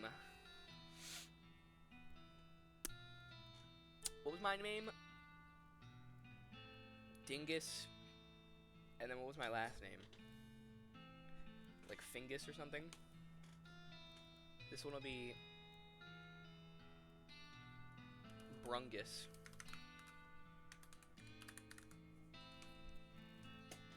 Or Bringus. Brungus. Brungus better. Brungus the horse. It's got a nice ring to it. Okay. Oh, and I've almost forgot. Free with every horse purchase is a complimentary map. Southeast-west map. Thanks.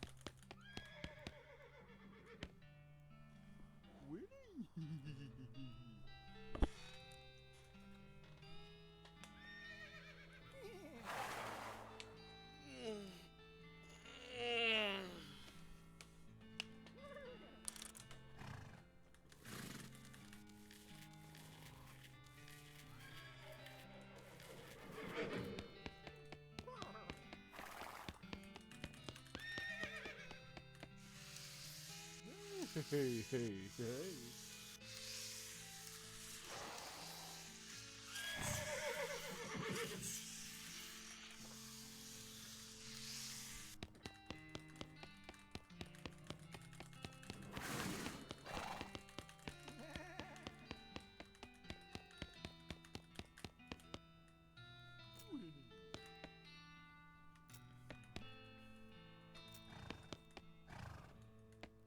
Ride Brungus out of town.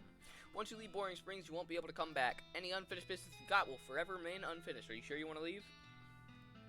Yes. Alrighty then.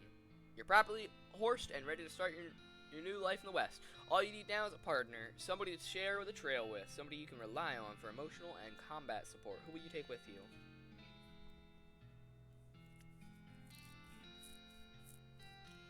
Gary the Goblin. Get back to the saloon's basement and smuggle Gary out of your undercoat.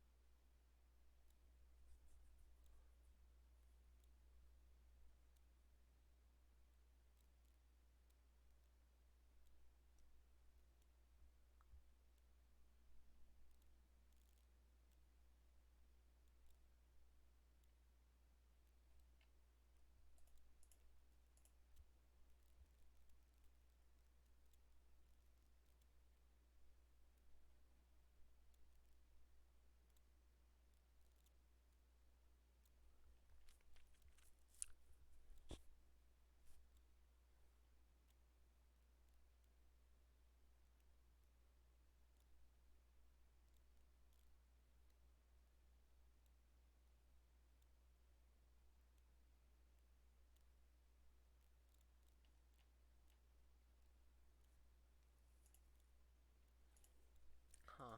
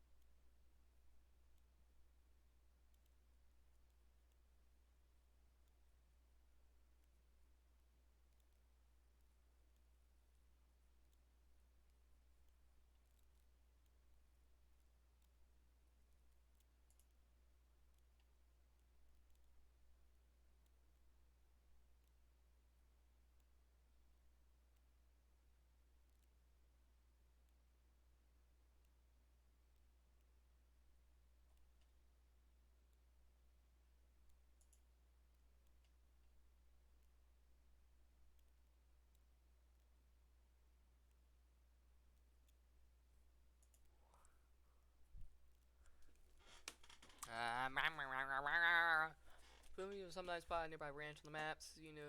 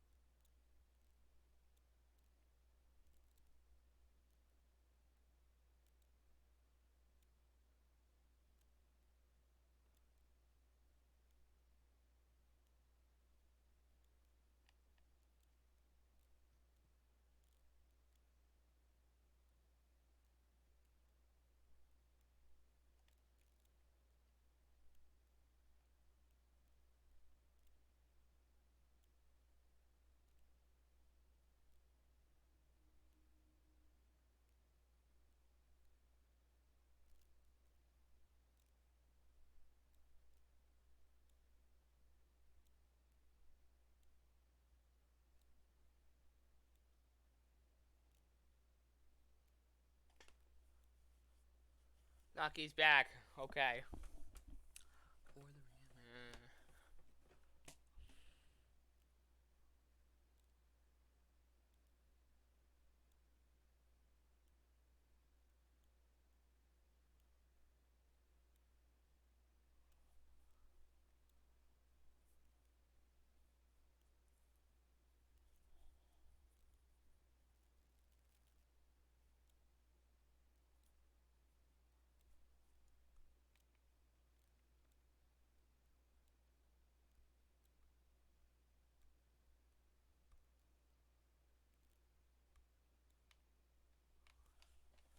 Alright, cool.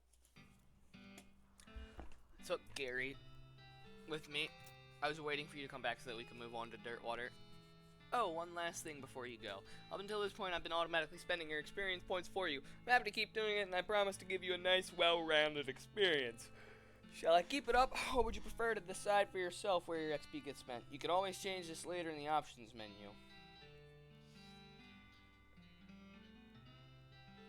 Spend it for me, I don't care. Consult the southeast-west map the Hostler gave you and only lists two things: the town of Dirtwater and the Manifest Destiny Railroad Company's westernmost camp. We discovered a new map location, town of Dirtwater, and welcome to Dirtwater. Hello, Gary, you have something to say? Hello, Gary. Wanting more goblins meeting? Gary is hearing about goblins in Old Fort nearby. Okay. What do you think we should do next? West to going fast, okay? A big iron snake to riding, so fast taking us. A big iron, you mean the train? Yes, asking the training mans. Any other ideas? Gary says you should see the bartender about renting that room in Dirtwater. It'd be nice to have a base of operations. Gary shrugged. Apparently that's all the suggestion he can think of. Much obliged. Brungus whinnies as you approach. Comb her mane. She whinnies with whispery gratitude. This water is for horses only. Oh, wait. That's weird. A ghostly carriage here. Get in? Heck yeah. That's... Hold on. I gotta make sure the...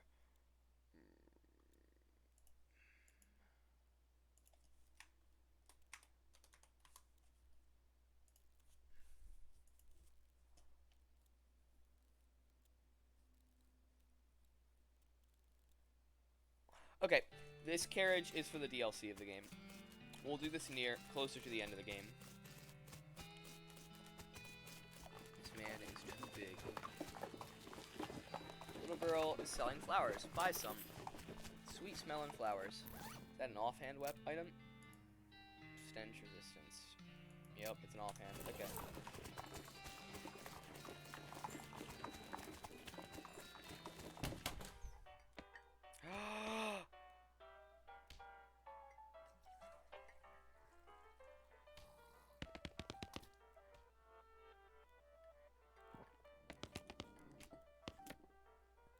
This is a spittoon, which is a sort of brass bucket that people spit into instead of spitting on the floor. Because not spitting at all is not an option in this society, I guess. I say this despite knowing that you're pretty intimately familiar with spittoons already. Sicko. Yay. Look, the Jewel Saloon is pretty nice as saloons go. Actual glass in the windows, more than 2 kinds of drinks, a poker room instead of a cockfighting pit. But this spittoon is still a spittoon. The rancid tobacco spit inside it isn't fancy rancid tobacco spit. Inspect it. Here we go again. Alright, fine. You are now hunkered down next to a brass filth bucket, which has probably never been cleaned or emptied because you're near the desert and the ambient humidity around here is pretty low. Low enough that the spit evaporates nearly as quickly as it accumulates. So that's good, right? No, that's bad, because it's only the water part of the spit that evaporates. This brass bucket is half full of the rest of the spit, the toxins and filth that don't evaporate. Several years worth, distilled and concentrated until it's the consistency of molasses. People aren't allowed to flick cigarette butts into the spittoon anymore because they bounce out. Search it. You're about to put your hand into a bucket of something the color and viscosity of maple syrup, except instead of maple, it's flavored with the inside of the mouths of people who chew cigars instead of smoking them, and have never brushed their teeth. Yeah. Glorp. It feels like putting your hand into a bucket of lukewarm tapioca pudding, except instead of tapioca, it's basically poison. It smells like someone ran over a skunk, waited a week, and then set it on fire. It feels like your hand is dissolving. Keep searching. You found something. You found a tacky, filth-covered porcelain cow figurine. A useless, disgusting thing that'll make a great heirloom for your children, assuming you're still able to have any, and you hate them. Hooray! Yay! I love my little porcelain cow. Makes me do additional spell damage. Goes my offhand. Well, you know I've got to equip that. Come on. Fuck the can of beans. We got the porcelain cow. You have to hold this little porcelain cow upside down because it's filled with tobacco spit and you don't want it to spill out the little hole in the bottom of it.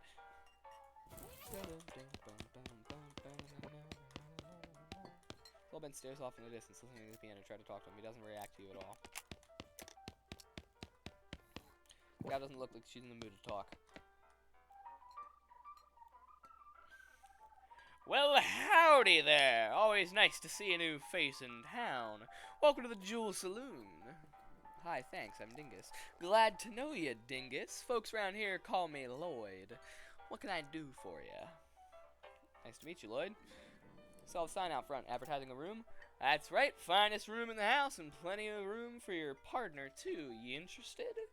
How much does it cost? Well, that's where you're in luck. The previous tenant was a banker fella.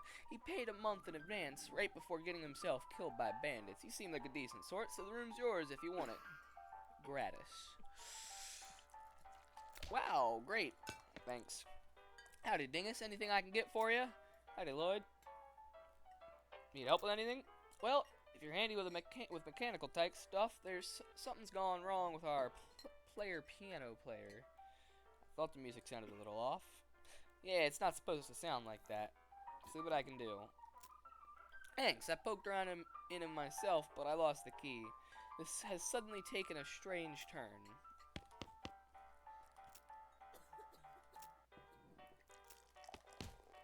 Hey, Lloyd.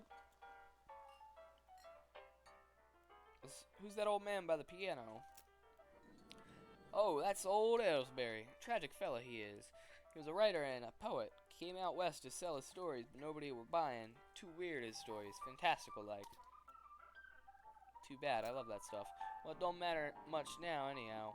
He had to get normal work to make ends meet. Did passing well as a prospector until one day he lost his mind in a mine. He what now? You know what I mean. He saw something that made him stop telling his weird tales. Made him stop talking near completely, come to that. He just stands there by the piano nowadays. It seems to calm him down. And as long as he doesn't make any trouble, I don't mind him too much. Feel a little sorry for him, to be honest. Poor fella. See you later, Floyd. They're engrossing conversation. Leave them be. Guys must have fallen asleep during a brawl. What do you think of the Jewel Saloon, Gary? Nice place, many people. Gary betting the basement is much nicer than in Boring Springs. Yeah, they probably don't want people going in their basement. Aww. Sorry.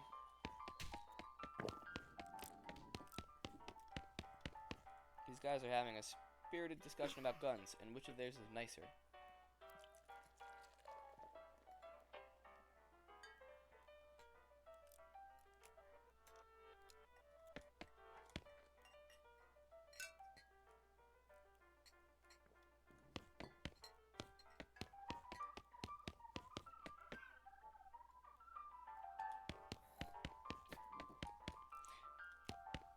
Oh, they just drew guns on each other, I see. Hey, how come they're allowed to drink without hats on? Slop, 5 meat. Man points to the sign on the counter. Slop, 5 meat. Buy some slop. Try to fix them. Piano player's not very good at this job. He lifts up the piano player's coat, real hatch on his back. I need a needle. Cool.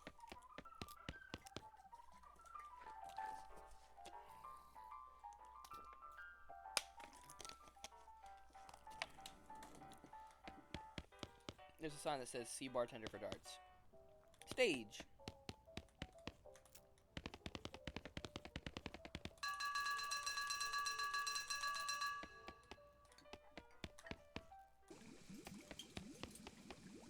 lady is too busy washing dishes to pay attention to you. Shelf full of canned and bottled ingredients. The box says slop helper. Hey, what are you doing in here? Employees only, blood? Oh, sorry, I was just, you know, looking around. So you're the nosy type, eh? Well, I prefer adventuresome. As it happens, there's something you can do for me. I'm out of saltpeter and need someone to go pick me up some more. Saltpeter? Isn't that used to make gunpowder? And other things? Look who's the chef here, me or you? Okay, where can I find it? Best bet's a military camp, because it's used to make gunpowder? Shut up! The nearest one is Fort Cowardice. They keep it in little green jars. Okay, be right back.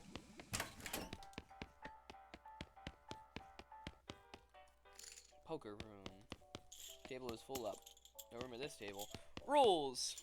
Poster says rules of poker, followed by hundreds of weird rules in tiny print. Read one of them. Any player spitting anywhere other than a spittoon must discard 18 cards. 4 tens and a pair of 5s of diamonds count as a flush.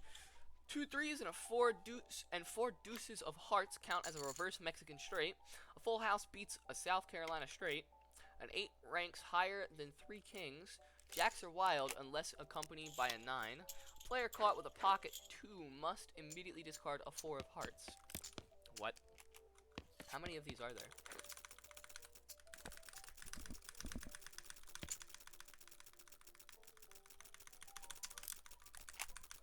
Do I ever get anything for this? I don't hear not. There's an empty seat at this table. Play poker.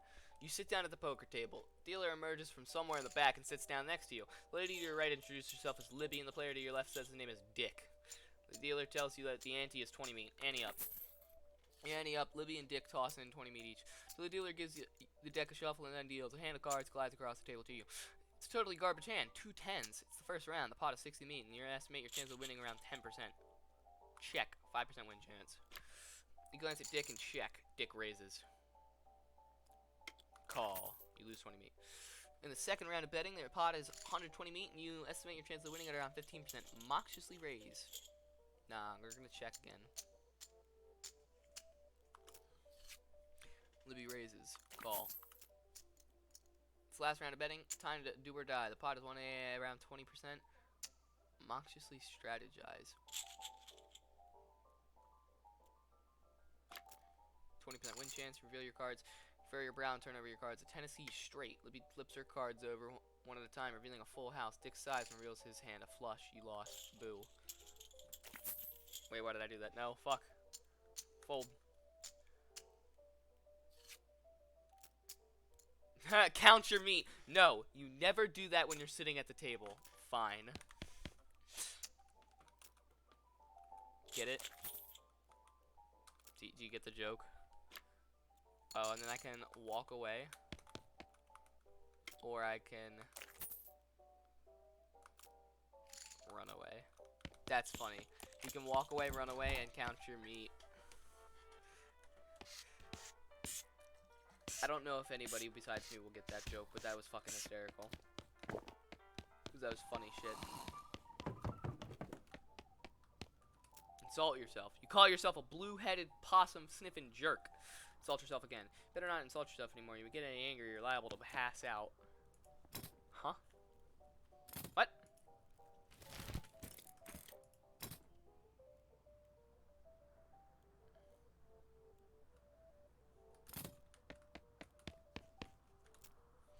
Hello, hi, hello. What do you think we should do next? Okay. Nice view from up here. There's a postcard on this table. Take it. Blank postcard. Yippee. Dirtwater Mercantile. Hello there. Welcome to Dirtwater Mercantile. Ah, advanced bean craft. How many meat do I have? Bag of shroom grow. That would increase Gary's level.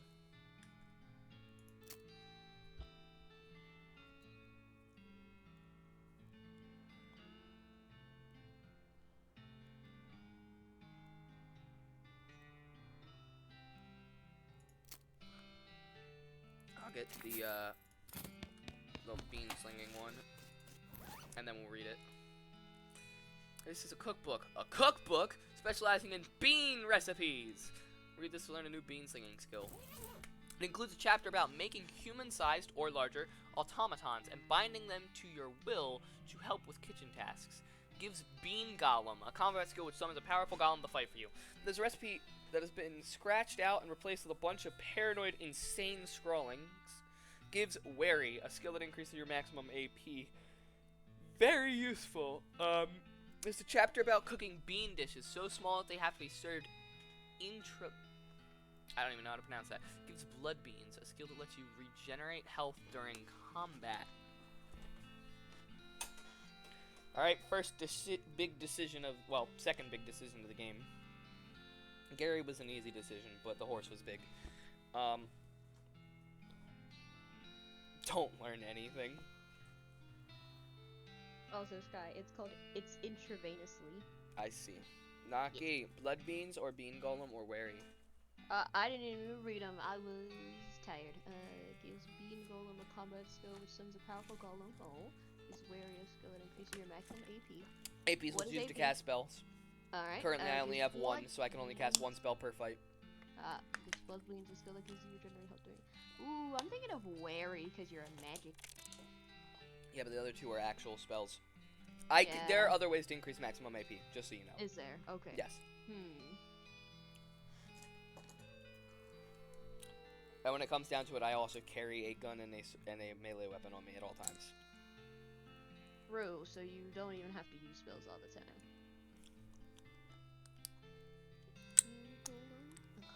I'm between regenerating health and summoning a golem. Well, yeah. After you said like you get Wary, you get like other AP shit later. It's like okay, then it's obviously between Blood Beans or Bean Golem. There's a chapter about cooking bean dish so small they have to be intravenously. I love it. Just hook me up to an IV with my beans. What? If I become a necromancer, what? Do you feel like you need blood beans? Like, I don't really use summons, I will say that. You don't really use summons? No. Never have and probably won't. I don't find them that interesting. I much prefer more straight damage. Then do blood bean. Okay. Master the art of microscopic bean conjuration and fill your bloodstream with restorative proteins. Got skill? Blood beans. Unfortunately, you get so distracted by your newfound vigor that you misplace the book. Aww. Alright, back to mute. Enjoy it. Ah! It's one of those newfangled telegraph machines. Hello. Hi, I'm Dingus Wingus. Any mail for me? Nope. Darn. Well, I'd like to send a postcard. Alrighty, let's have it. You write a quick note to Rufus letting him know that what you've been up to, and that you're okay. That'll be, oh, it's one of them prepaid ones. That'll be 0 meat then. Thanks. Hi, I'm Dingus. Any mail for me? Nope. Darn. Thanks anyway. Jail. The clerk here clears her throat. Howdy, are you the sheriff here? No, we don't currently have a sheriff. Offer to be sheriff. I could be the sheriff, maybe. Do you have law enforcement experience? Not really. Have you been to sheriff school? No. Do you have an existing relationship with Dirtwater's local government? Are you familiar with all the local ordinances? Do you even live here? No. Then what, may I ask, in tarnation makes you think you'd be qualified to be the sheriff? I just assumed. You just assumed that you could mosey into town and become sheriff on your first day. Well, when you put it that way, she snorts. If I had 5 meat for every wide-eyed protagonist-looking kid who wanders in here thinking they're the most important tenderfoot to ever strap on iron, I wouldn't need this dead-end clerking job. Sorry. It's okay. Like I said, happens all the time. Offer to help. Need any help until you find a new sheriff? Sure, if you're good with a gun, there's always somebody in need of some justice. Wanted posters are back there, cells are over yonder. She points behind her and off to the right respectively. Take your leave. It's a wanted poster, or a wanted poster, if accuracy is important. It says, Wanted! The House in the Desert Gang. For mortgage non-payment, squatting, and general public nuisance. Also for murdering 2 collection agents. Last seen at the house in the desert. You wonder if the house is named after them or if they're named after the house. In any case, at least their location is unambiguous. Want to go after them? Yes. You take note of the location of the house and resolve to bring the house gang to justice. Got it. It's a wanted poster. No, wait. You misread it. It's a wasted poster. Close enough. Read it. Poster reads Wasted. The Stripey Hat Gang. For grand theft paint and tasteless hat vandalism. Last seen in the vicinity of Cavern Canyon. 1,000 meat reward. Dirty, rotten paint thieves and low down, no fashion sense hat handles. Despicable. Want to go after them? Yes. Got it. Let's go. I do have a deputy gun.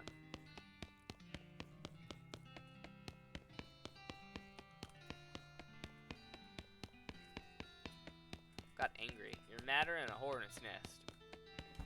If your anger level gets higher than 1, you'll pass out from rage. Lot available, vacant lot, lot available, vacant lot, lot available, vacant lot. Lot available, vacant lot, lot available, vacant lot, lot available, vacant lot. Not a lot available at past this point. You saw this. You saw the sign. There's nothing past here.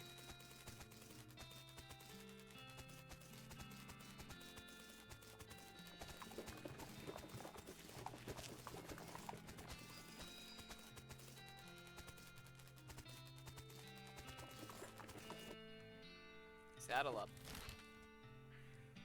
Wander.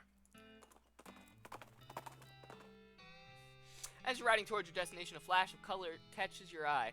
You parallel park your horse and stop to investigate the source. It's one of those cacti with the rainbow-colored buttons on it. I don't have foraging. Bummer.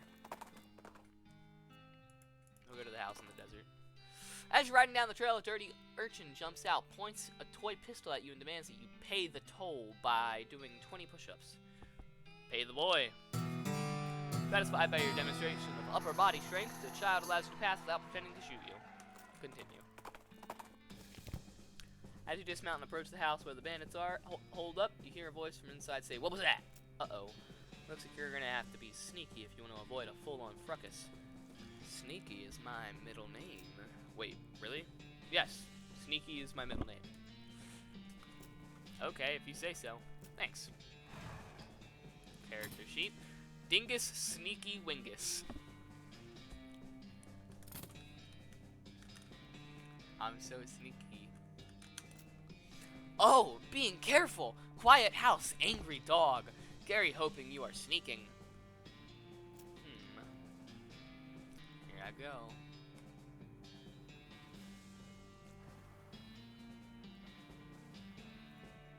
From the sound of it, you'd say this doghouse contains an angry dog. This doghouse contains an angry dog. Very funny. You're not going to be able to get past it without letting the gang inside the house know. Back off for now. We'll find another way to do that. You notice trails of burnt vegetation off the side of the trail, which can only mean one thing. A hell calf is grazing nearby. Track it down. Got to jump on 'em.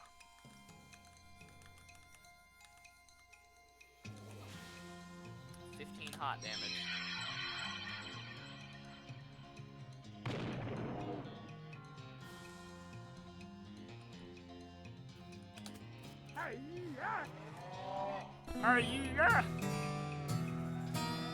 Put that abominable cow out of your Wait, you put that abominable calf out of your misery. You got an item, putrid cow bile. Gain 28 meat. You skin the cow with your trusty knife. Extra thick leather. Ooh. We're gonna keep wandering until we find somewhere to go. Hear a groaning noise a short distance away and investigate. Cowpoke is sitting against a rock with his leg bent in a way that seems incorrect. What happened? Dang horse threw a rod and I fell off. Think I busted one of my dancing arms. Give him a ride back to Dirtwater. You help the guy onto the back of your horse and give him a lift back to town. Thank you kindly, stranger. I'd say I owe you one, but it seems doubtful we'll ever meet again. No problem.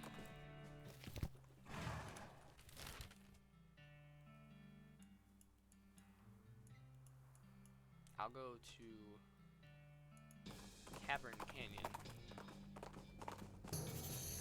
Your Keen eyes detect a secluded cave in the near distance. Exploring it would definitely be a good use of your time. Shaggy Dog Cave. Go there now.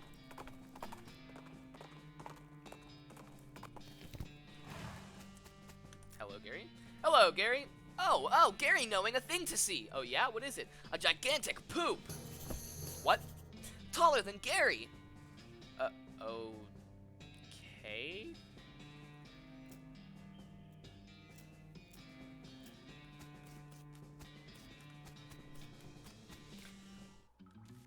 Alright, welcome to Shaggy Dog Cave. There's a plaque bolted to the cave wall here. Read it. Record of the events of the expedition to and into Shaggy Dog Cave, November 1887, as recorded by Jim Plackwright. There's a plaque bolted to the wall. Having acquired through various and sundry means a story which is interesting in its own right, but better saved for another time, a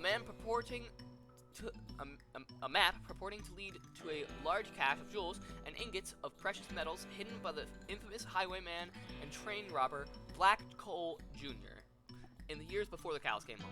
I, Jim Plackwright, along with the three compatriots, these being Nathaniel Wyman, Cyrus Howard, and Douglas Watts, set out to find Shaggy Dog Cave and the aforementioned treasure. Our equipment and provisions consisted of 1 cart and a horse to pull it, 4 additional horses to be ridden, 2 shovels, a spade, and a mining pick, a large coil of rope, 1 large basket of eggs, as well as an assortment of other trail provisions and cookware, my own collection of blank flax and engraving tools, 1 large and shaggy dog, and a butt-for. After traveling for 2.5 days to the south and east, we arrived at a small town named Dirtwater, the largest settlement in the vicinity of Shaggy Dog Cave. Leaving the dog to watch the horses, the 4 of us entered the local saloon, and each ordered a beer, except Cy, who was satisfied with water. The barman provided our drinks as requested, and then withdrew a small wooden box from underneath the bar, asking if we'd care to witness something real interesting. Considering that we still had quite a few hours left to travel, we politely declined, and asked him if he knew the way to Shaggy Dog Cave. He replied that he had never been there personally, but gave us directions, which correlated nicely with the notes on our map. Upon leaving the saloon, we discovered, to our dismay, that some unknown villain had tampered with our wagon. Fortunately, the only supplies missing were the butt-for and the entire basket of eggs, apart from the one that Doug had concealed within a pocket for safekeeping. We also discovered that the dog had absconded with one of the horses, forcing Nate and Cy, after drawing of lots, to share. After acquiring a barrel of fresh water for the trip, as well as a replacement butt-for, we headed out into the open desert. The sun shone down mercilessly upon us, though we took small solace in the fact that it would have been far more intolerable had we made this expedition during the summer months rather than November. In order to pass the time on the trip, we resist becoming dazed from the heat and susceptible to desert mirages, we exchanged stories of our youth, which I would not be retelling here for reasons of length.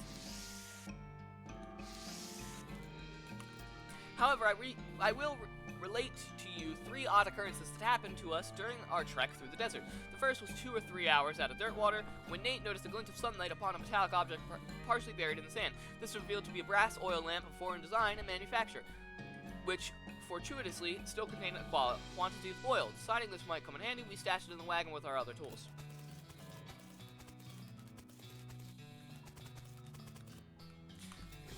Our next encounter was with a nomadic goblin tribesman, who we discovered spoke excellent English. He inquired as to our destination, and we replied that we were looking for Shaggy Dog Cave, though we did not disclose the reason for our journey. The goblin confirmed that we were heading on the correct course, and mentioned that he had only a short time earlier witnessed a large and shaggy dog riding a horse in the same direction. We all agreed that this was an unusual sight indeed, and continued on our way. Sometime later, we encountered a large adobe hut, occupied by 2 identical-seeming old men with wild hair and long white beards. They invited us to take shelter from the heat, which we gratefully accepted, and introduced themselves as hermits. This struck me as peculiar, given that there were 2 of them, but I felt it would have been rude to question them on that point. One of the hermits confirmed that we were near Shaggy Dog Cave, and the other hermit confirmed that what his brother said was true. They also commented that they had seen a large and shaggy dog riding a horse in that direction. We all agreed that this was an unusual sight indeed. The hermits refreshed our water supply in exchange for our butt-for, and we continued on our way, excited to finally be nearing our goal. After 2 more hours, we finally arrived at Shaggy Dog Cave, carefully keeping our excitement in check. Lest we become incautious, we unloaded our equipment and supplies from the wagon and took a brief respite in the cool shade of the cave's entrance. To celebrate our arrival, Doug unpocketed and shared the egg he had saved from our basket that had been stolen in Dirtwater. Once we rested, we decided the time had come to explore the cave. There's a plaque bolted to the cave wall here. Discovering that we had neglected to pack torches, lanterns, or any other light source with which to illuminate the cave, we declared that it was indeed fortuitous that Nate had discovered that antique oil lamp during our travels. He gave the brass a quick shine and then lit the wick, and we were relieved to discover that it lit easily and provided a very adequate amount of light. As we headed into the cave, we were further encouraged by the fact that the floor was quite even and easy to traverse, and there were no side passages which might cause us to become lost. Despite this, I resolved to hang a number of plaques to mark our progress through the cave, and engrave them with the tale of our journey, such that others who discover this cave after us might be entertained and edified by our story. Soon we came to the end of the tunnel. While Nate, Cy, and Doug took turns with the excavation, I completed the last of the aforementioned plaques. It was a matter of perhaps an hour before Cy's shovel struck a wooden surface with a hollow noise, and we hauled a traditionally styled treasure chest out of the hole with great excitement. The chest was locked with an ancient and rusting iron padlock, which broke easily from a single swing of our pickaxe. We opened the lid, and the flickering light of the antique oil lamp shone brilliantly upon jewels of every color and shining ingots of precious metals. Just as promised, the legends of Black Coal Jr. Joyous at our triumph. We loaded the chest into our wagon and began the journey home. Thank you for reading, and may your own endeavors be equally successful. Signed, Jim Blackwright. It's a hole, a completely empty one.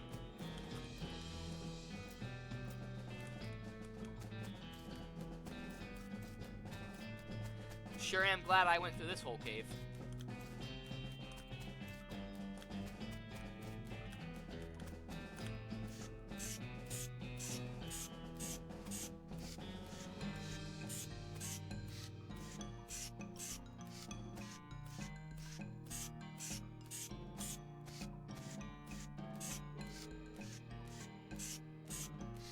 Also, I don't know if you picked up on the joke there.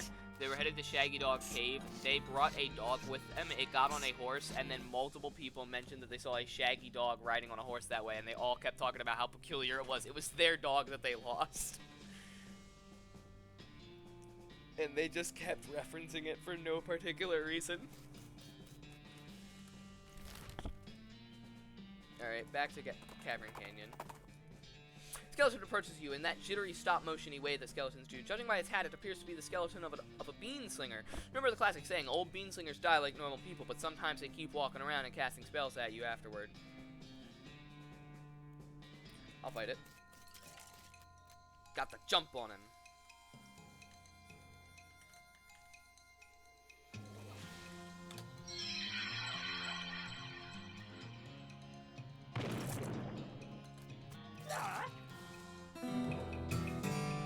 Beat up the skeleton and search for loot, which is much easier with skeletons than with most other types of people. Got a skeleton bone, a bean-stained pants, and a cowboy chef's hat.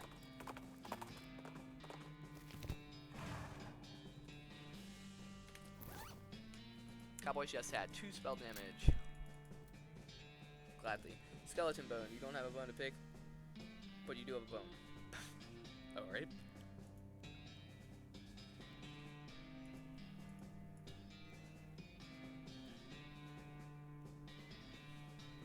And then my bean-stained pants. It's hard to put beans, well, wait, hat. This combination cowboy hat and a chef's hat. And chef's hat is popular amongst camp cooks and people working in restaurants who wish they were camp cooks. Bean-stained pants. It's hard to put beans on the inside without getting beans on the outside. At least it was for whoever's pants these were.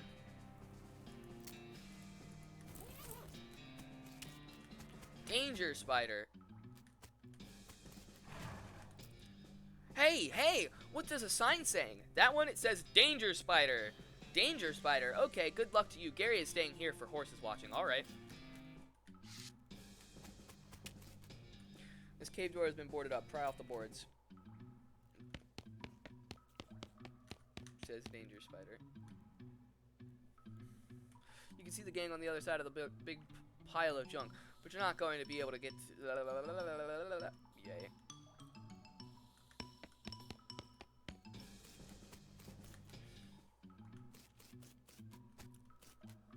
Chris has weapon scrawled on it in black paint. Open it up. Or I can open up medicine or booze.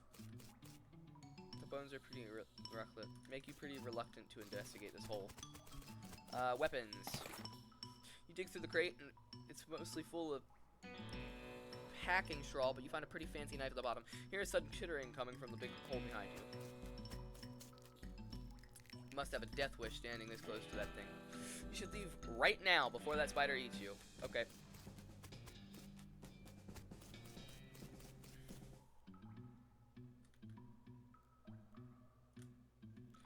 Alright, cool. So if we go over here, this door has like 15 deadbolts on it. The notice tacked to it says, please don't open this door unless you want to get eaten by a giant spider. Even then, don't open it because the rest of us don't want to get eaten by a spider. It isn't even signed, so you can hardly be expected to take it seriously. Open the door. Tunnel behind this opening goes straight up. There's no way to get through it unless you're a huge spider. You hear a horrible skittering noise, followed by a scream, followed by a horrible skittering noise, followed by more screams, followed by some rapping noises, followed by some muffled screams, and then there's more skittering than silence. Go inside. Gang's been prepped for spider consumption. Don't do anything just yet. It's the danger kitchen. Nothing on the shelf looks good. This poor chef is chained to the wall. His eyes widen as you approach. Hey, you're not one of them. Are you here to rescue me? Sure. Oh, thank goodness. He thrusts his hand into yours and shakes it vigorously. I'm Doug. Dingus. How you doing, Doug? Well, I've been chained up in this dank cave for weeks, cooking for those stripy-hatted idiots. Sounds awful. You want to know the worst part? There's a perfectly good oven 8 feet to my right, and a shelf of perfectly good ingredients 8 feet to my left. How's that the worst part? This chain is only 4 feet long. Ah, that's rough. I know, right? There I was, fresh out of culinary school with a million meat idea in my head, and now here I am, 4 feet shy of my dreams, cooking the same pot of soup over and over again. What million meat idea? You promise not to steal my idea, right? Yeah, I promise. Okay then, it's a new kind of sandwich, or maybe a taco. It's so revolutionary that I'm not quite sure where it fits in the whole hand food taxonomy, to be honest. Anyway, in the middle of it, there's a sausage, but it's a sausage made from the cheapest possible parts of a pig, ground up so finely that you can't identify them anymore. Okay. And it's served in a long split roll, which soaks up the grease, so you can't tell how fatty the sausage is. But the best part, the name. You ready to hear the name? Sure. I call it the Hot Doug. What do you think? How about the Hot Dingus instead? Don't be ridiculous. Hot Dingus? What does that even mean? Haha, ridiculous. Hey, there's no need to be mean about it, he sighs. Not that any of this even matters. Even if I did get off this chain, there's no point in hanging around in this empty cave making hot dogs just for myself. I don't even like the taste of them. You can set up shop in Dirtwater. Brilliant! You're a genius, Dingus! Hot dogs for sale, all day, every day. I'll make a mint. Say, there's an idea. What if I add a mint to the sausage mixture? You help him break his chains. He leaves the cave, hauling the oven and shelf full of ingredients, muttering to himself about new sausage recipes. That's that, then.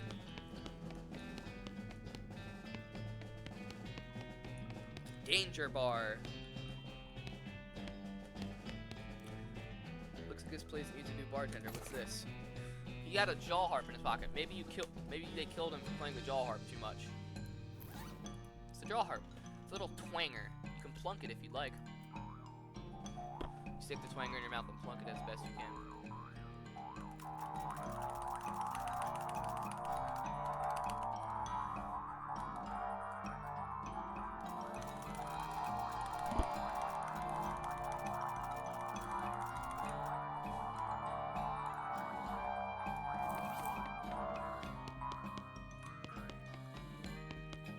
All these bottles are empty.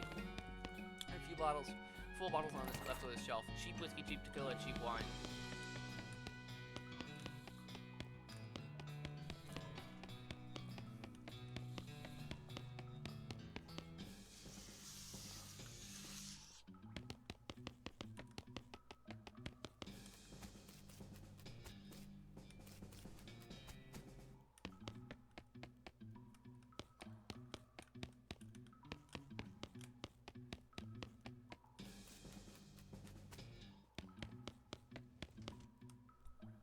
game has been prepped for spider consumption. Arrest them. You stack the cocoons on the back of your horse, except for one, which Gary offers to drag, and head back to Dirtwater. Turn them in. Is that the Stripey Hat gang? What happened to them? They had a run-in with a giant spider. Giant spider of justice. Fortunately, the reward is for results rather than explanations. Groovy.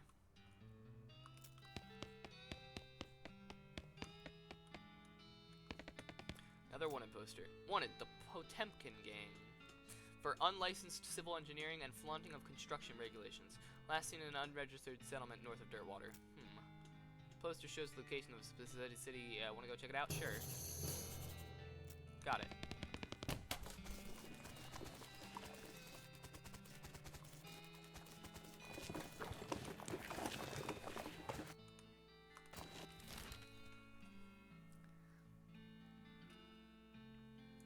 So wait, I just got a bone. Can I distract the dog with the bone I just recently got?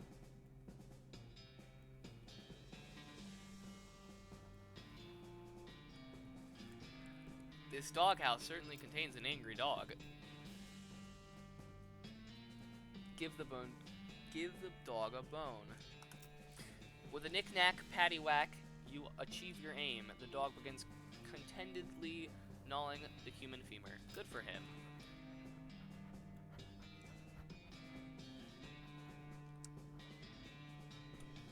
The hinges on this gate are really rusty. If you open the bandits inside, are definitely gonna hear it. Let me rethink this.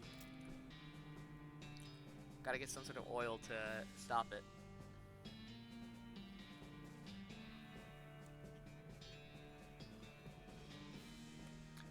Mr. Macready stuck to his guns.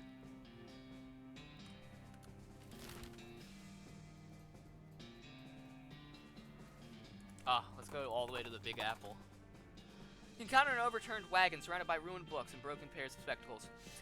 Looks like a family of especially literate homesteaders met an untimely end here. Tragic. Look through the wreckage. You pour over the advanced beamcraft. Let's go. As you reach the center of the clearing, you are simultaneously struck with a profound awe and a terrible stench as you discover the largest road apple you've ever seen. You can't even imagine how this got here. Was it a giant horse? Was it 200 normal-sized horses acting collaboratively? They should have sent a poet. Yeah, they should have. That is a big piece of shit. Whoa! Wow! Oh wow! My nose is disagreeing. Yeah. Ugh. Doesn't smell any better up close. Clean it up.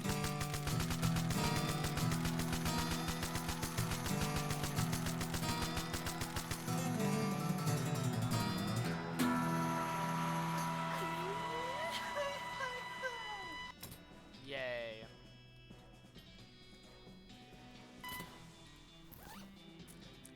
It's Beancraft. Read it.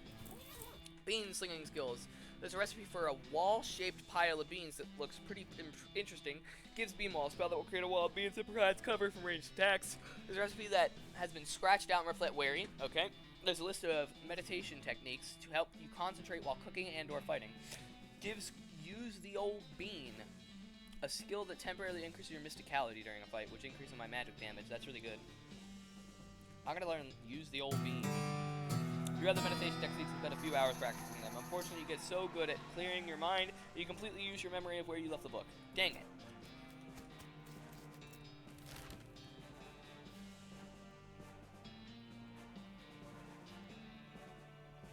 Wander.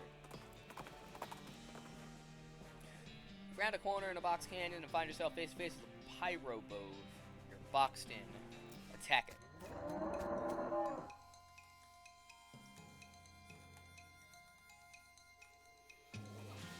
Ooh, it's pretty strong.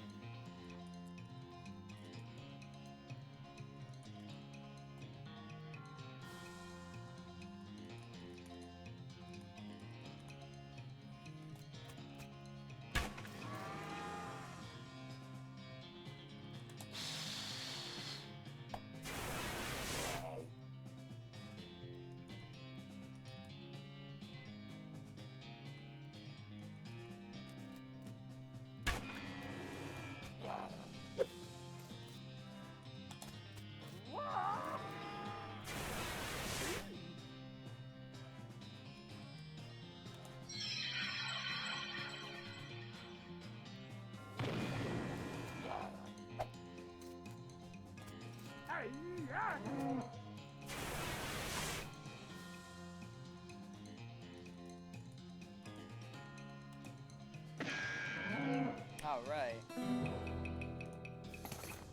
Got a roasted cow tongue and a cow fangs. Let's go. Monitor again.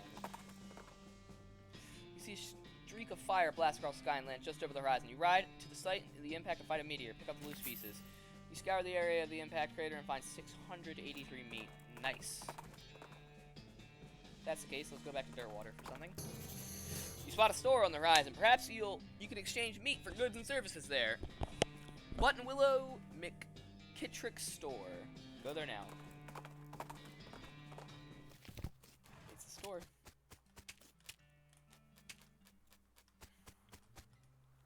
Talk to your partner. I'm gonna do some shopping. You need anything? Trail mix? No, thank you. Gary, no, thank you. Gary is well and good. Okay.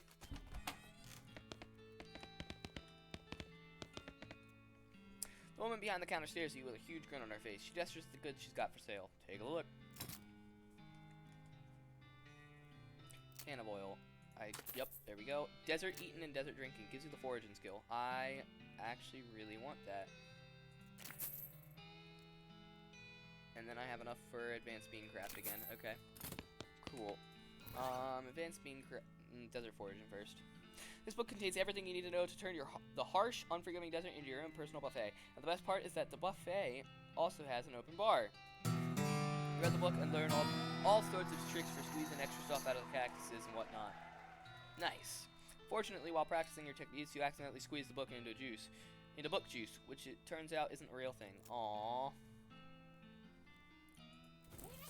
There's a whole set of recipes for ice-cold bean-based desserts. Gives Great Northern Blizzard, a spell which deals cold damage to all of your enemies. That's very useful. I love AoE spells. Ready, I go deaf now to make chicken nuggets. Okay. Includes a chapter about making human-sized or larger automatons. Yep, okay, and wary skill. Great Northern Blizzard, please. You study the bean dessert recipes and practice conjuring up various configurations of frozen beans. Unfortunately, at some point, the book got completely covered in the snowdrift, and now it's all soggy and ruined. Aww.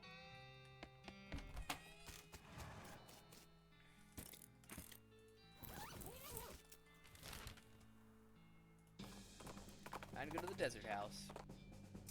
Out in the middle of the desert, you find an abandoned minecart.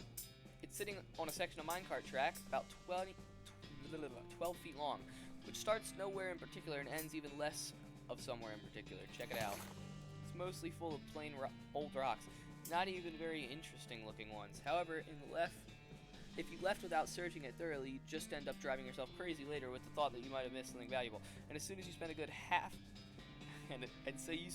an hour inspecting rocks and eventually find one that might be worth something. Unrefined meat nugget. Nice.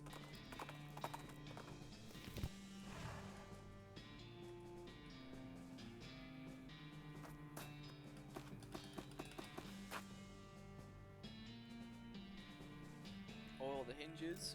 Use the last of the oil can on the rusty hinges. The gate swings open easily and silently. Nice. You creep up to the door and you can hear the gang inside. You notice that the door jam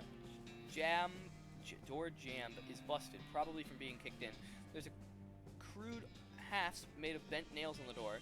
Looks like the bandits have just been locking it with a padlock from the outside when they leave. If you had a lock, you could turn this fortress into a prison. Back off for a bit. Buttonwillow store. You see a glint of light in the distance. When you get closer, you realize that it was the sun reflecting off the lens of a discarded pair of binoculars on the ground. Grab them. Yay! These will come in handy. They will also come in pairs, because otherwise they wouldn't be binoculars.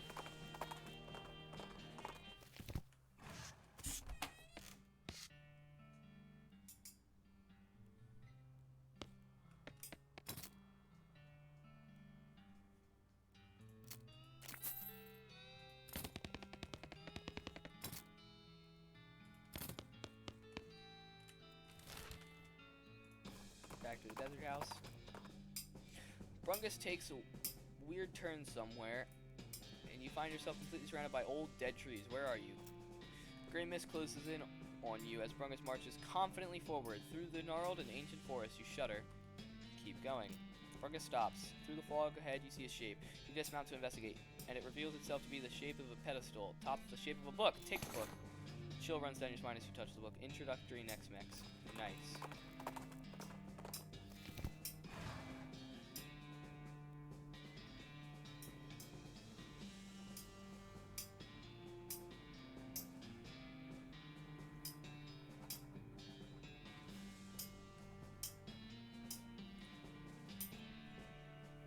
Lock them in. You quietly lock the door from the outside. You definitely got the upper hand at this point. What's your next move? Drop it to dirt water. Arrest them. Okay, fellas, the jig is up. Awful voice says, the law. Get 'em, boys. And then, tarnation, we're locked in. You hear a chorus of defeated sighs. Ooh, toss your weapons out. And I won't arrest you. You hear a quiet but heated discussion inside. Eventually a voice says, alright. And some pistols fall out of the window. Bandit pistol, desert gang, 6-gun. Just kidding, I'm still gonna arrest you. The voice says, aw, dang it. You round up the gang and haul them back to dirt water. That's the house and the desert gang, alright. All except for the house, that is. Did it get away? What was I supposed to? Nah, I'm just messing with you. Here's your reward. Justice is served.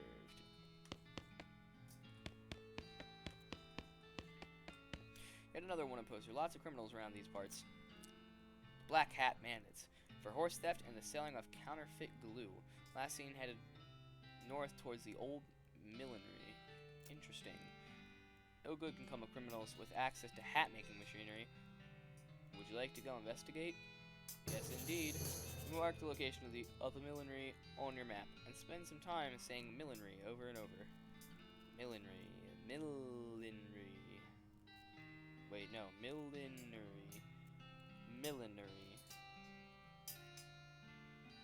Yeah. It's a good word. It is a good word.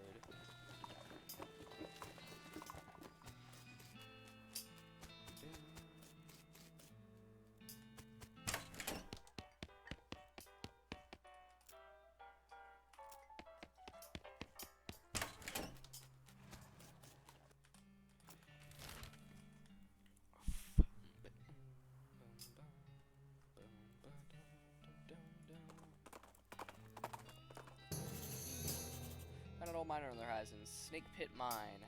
Yay.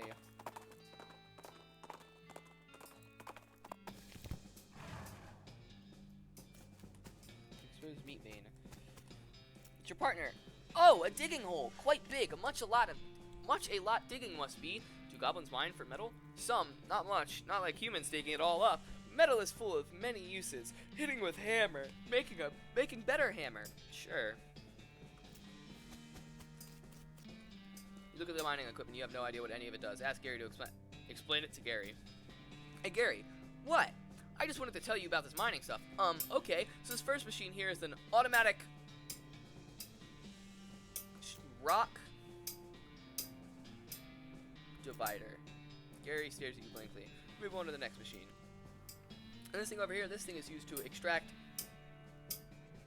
loose mud and then dissolve it. Gary sighs. Keep going. And this third machine is a sedimentary rubble crusher. It converts meat into amphitic backfill. Isn't that interesting? Gary grins. Now to finishing? Yes, I got Mindsplainer. Yay. You're a real expert. You sure do think you know a lot about mining. You're a real expert. You'll gain XP when you interact with mining stuff.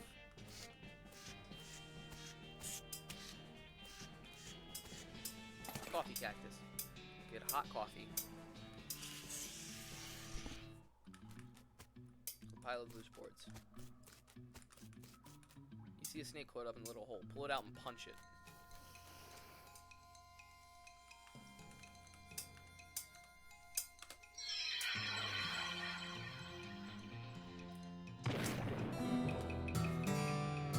Got whole snake skin. Through it. E-haul skill level up. Use the old bean level up. Mindsplaining bonus. Let's go. Smoking snake in the smoking hole. Pull it out.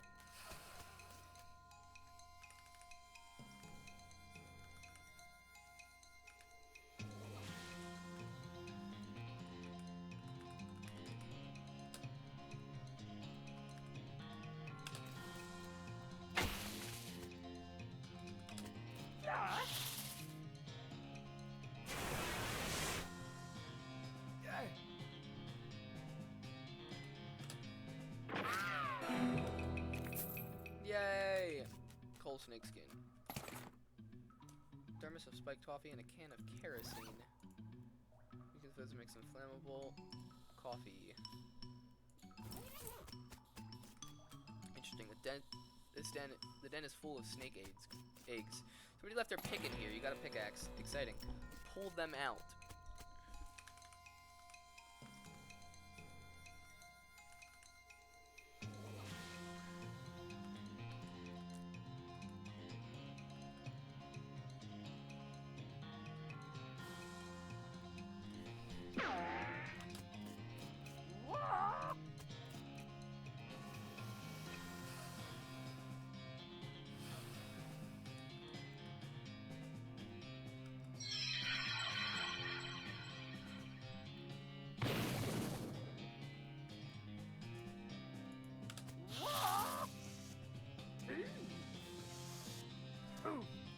Oh, well then, call the bank.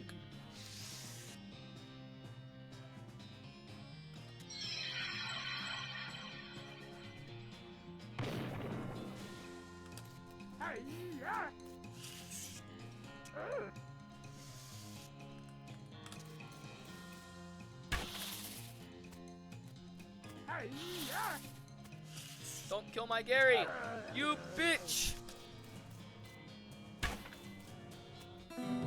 Fucker. Not enough skin on any of them to be worth collecting. Did expose meat and mine it. Yeah. Dun dun dun dun dun dun dun dun dun dun dun dun dun dun.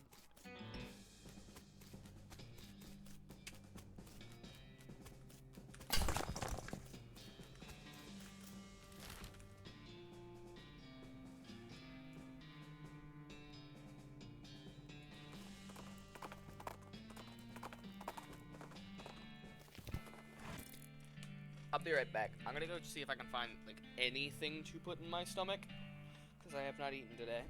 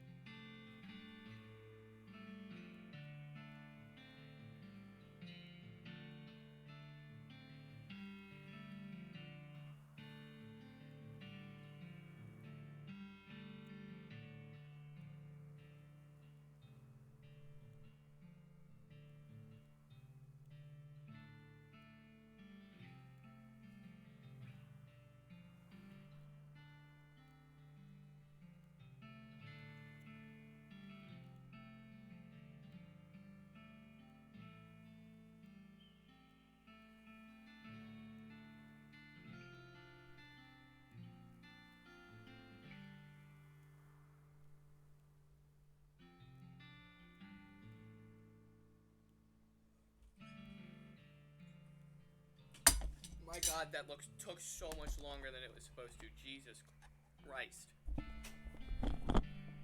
That was actually fucking ridiculous. Holy shit.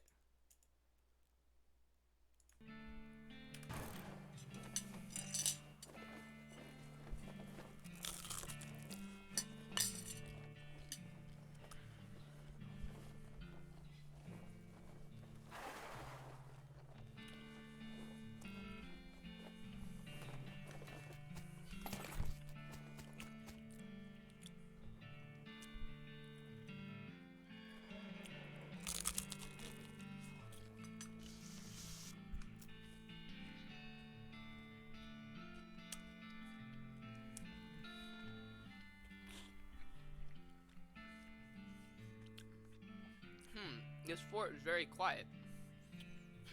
This fort very quiet. I thought goblins here.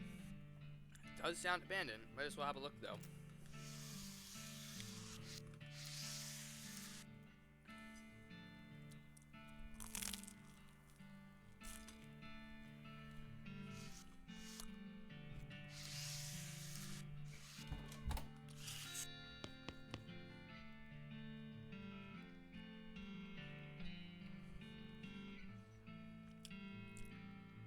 This cabinet is mostly empty, but there are a handful of boring personal records at the back of one drawer. They're incredibly boring. No, I really want details. Fine, you read one. Walter Reed, clerk, pay grade C2, B 92236. Deck, blank. Missed days 25, accrued sick days 15. Satisfied? No, another. Yeah, now you're just looking at the same ones you've read before. What is wrong with you? I can't get enough.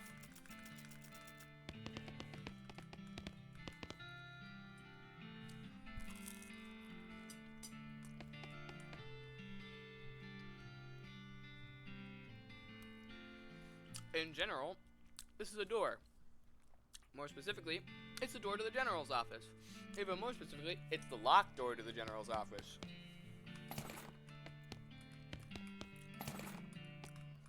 Got saltpeter. I need some lockpicks.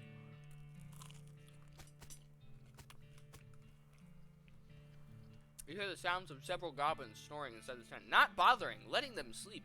Okay, okay.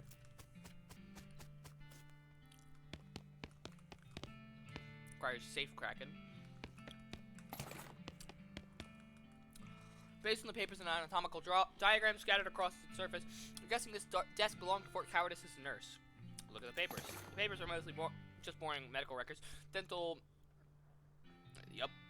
Eliminations that antibiotics haven't been discovered yet. That kind of thing. Lamentations. I don't know. Hey, wait, what's this? This looks like it might be important. Marching orders. Look at the diagrams. They're just a bunch of diagrams drawing blah, blah, blah, blah.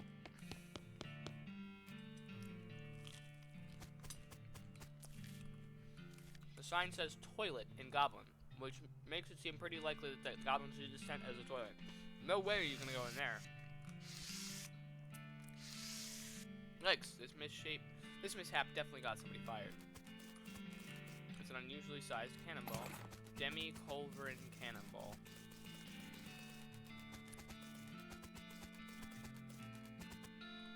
Stop at the watchtower and take a look around. Nice view from up here. Use your binoculars. You discover Butterfield Ranch.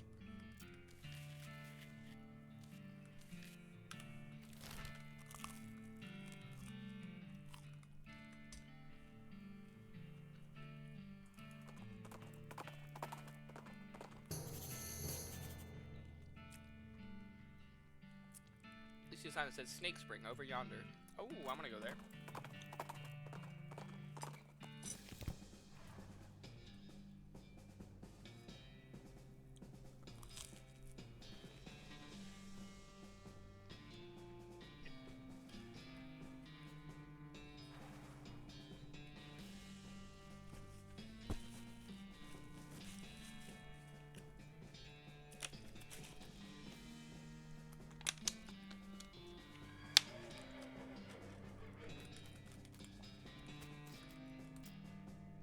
Oh, a snake fountain. I guess that's about the only way to describe that. Yeah, weird. We have fortune, being very useful as snake fountain. For what? Free snakes. Oh.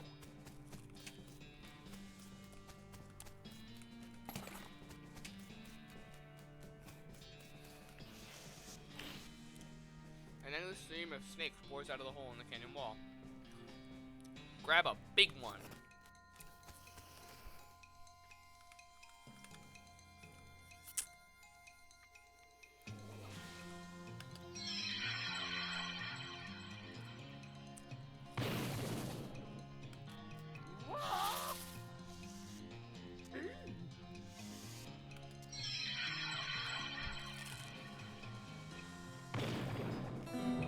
Yay.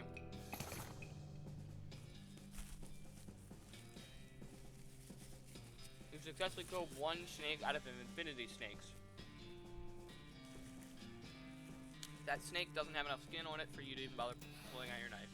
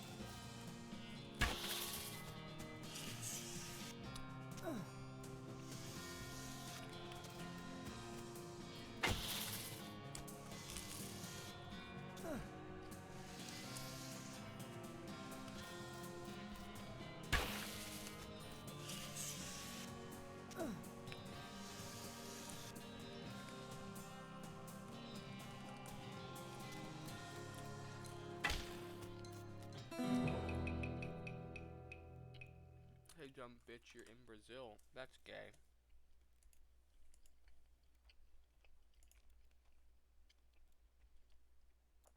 I mean, you can still hear me on stream though. So he ha funny moment. Heyo. You want to know about my fiasco of the bank real quick? Thursday.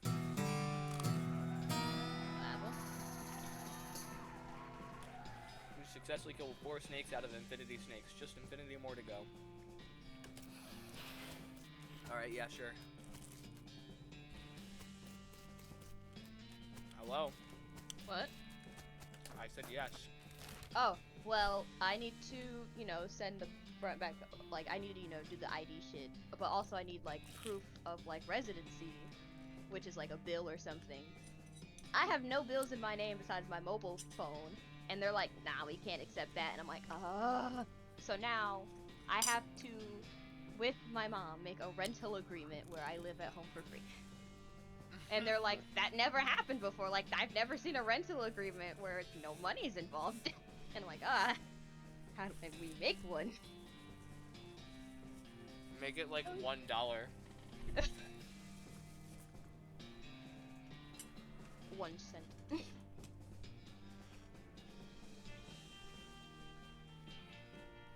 But yeah, so I have to figure that shit out now with my mom, and so that'll be way later than today.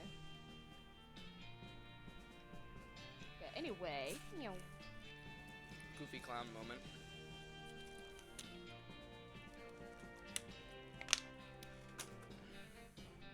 Butterfield Ranch, let's go. I'm gonna be stopping relatively soon because I want to get some Bloodborne in tonight. We find a flyer. Oh, that's better.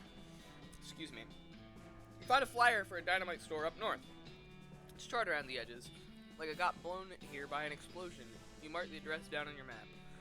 Dynamite Dan's discount dynamite dare house. I'm good. I'll pass by that for now. There's 3 hours stream, more than 3 hours. I mean, I'll be stopping around 6:30 or 7, something like that. Oh no, a cow! Guess we better do something about that. Or running away, that counts as something. You're gonna have to deal with this cow if you want to explore this area. Sure. Wow, 94 health. That is quite a bit. Okay.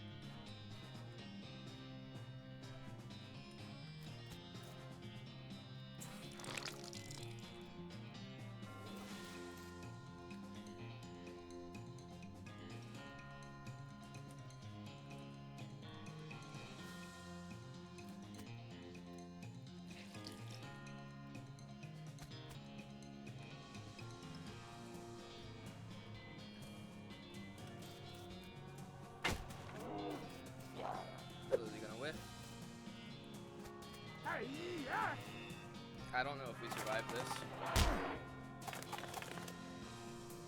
Oh, I can survive it. Holy shit. I heal after everything. Forgot my soda. Ugh. Aw.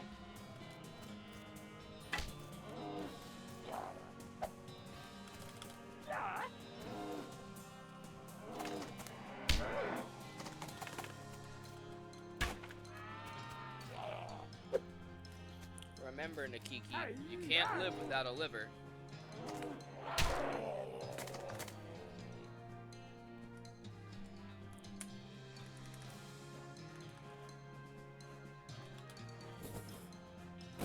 No, I wanted to use that on him. There we go. What? Why is that even an option? What the fuck? Why is hitting your own teammate even an option?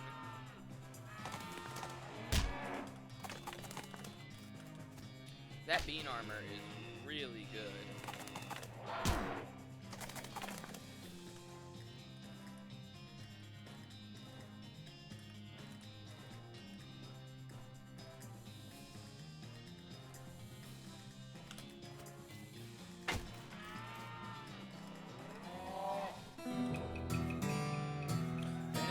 Cow from this realm. Get thee hence, little doggy. Haystack. There's a rope tied to the fence post here. Length of rope. There's something buried in this smoldering area. We can dig in. Got a red hot poker. Okay, so a while ago I got my pickaxe, which does better damage than that. But I also got a fancy knife, which is 7 to 9. Gives me Moxie, which I don't need. I'll use the red hot poker for now.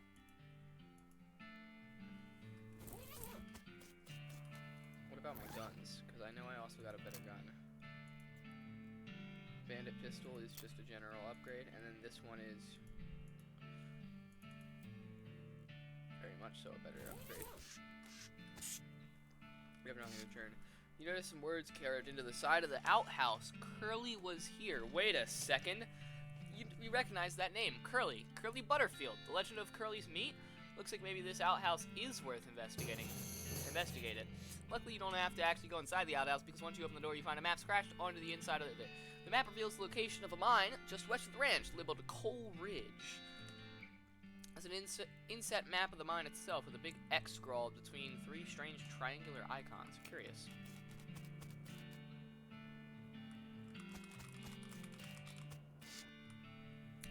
your horror, you see that every cow in the Butterfield dairy herd is now an ungolith, an infernal cow spirit bound in stone. They're not dangerous unless you get near them.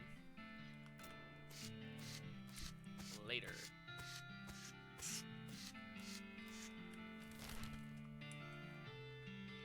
Okay, I needed rope for something.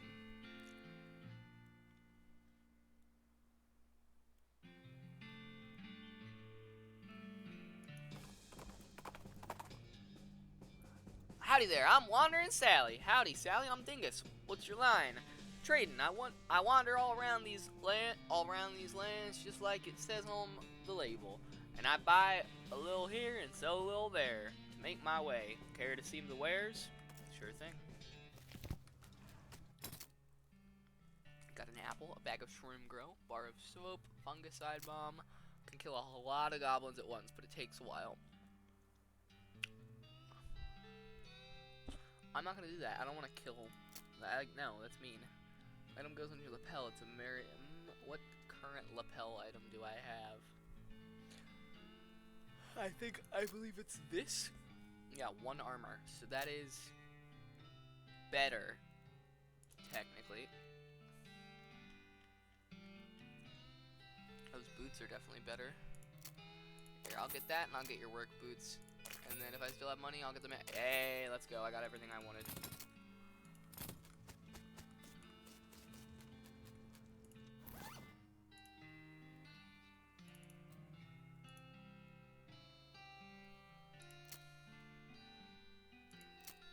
Bag of shroom grow. Give to Gary. You give the bag of shroom grow to Gary, and he tears it open and starts shoving brown lumps into his mouth. A deliciousness! Gary has become more powerful. Groovy.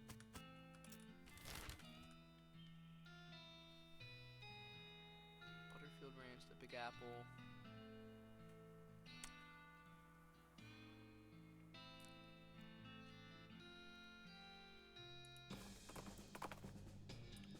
At the side of the trail, you see a small hell cow, a hell calf really. It snorts at a patch of brush, lighting it on fire, and then starts grazing. Lure it into a trap, outfoxing. You quickly dig a small pit and cover it with a tumbleweed, which you light on fire. The hell calf canters over excitedly, whereupon you kick it into the hole and throw rocks at it until it's banished from this plane. Cool. That's the danger spider place.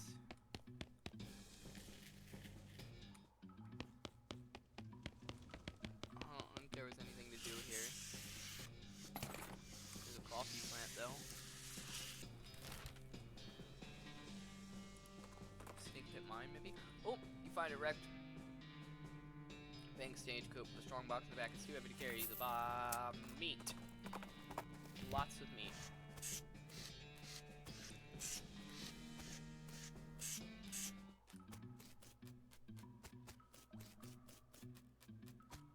I needed a rope for something, I just don't remember what.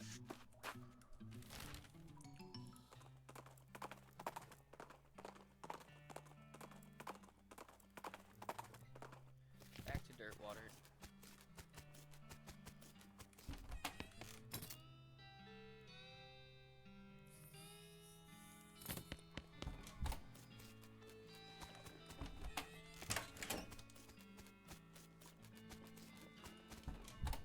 Ah, it's Hot Doug. Howdy, Doug. Well, if it isn't my savior, good old Dingus. Howdy yourself. Sign outside. Yeah, I had to change the name. I tried to file a trademark, and it turns out there's already something called a Hot Doug. What is it? Trust me, you don't want to know. I wish I didn't know. Anyway, a single letter removed, and I'm in business. He gestures at the menu on the wall behind him and buys something. I could buy hot dogs. Ooh, an elegant dog. It increases my mysticality. I'll be back later. Pal.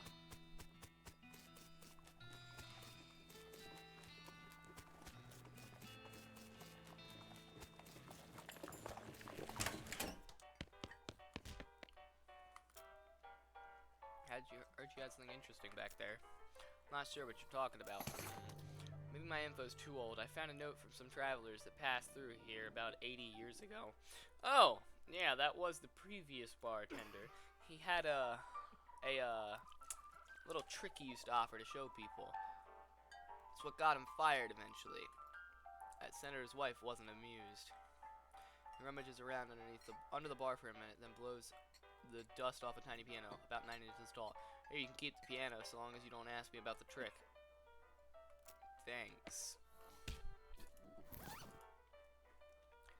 Be the right size for a foot-tall tickler of the ivories, but the winding key on the side seems to indicate that it plays itself. Piano isn't playing right now. Want to turn it on? Yes. Piano isn't. Oh, you wind the crank and the piano starts tinkling merrily.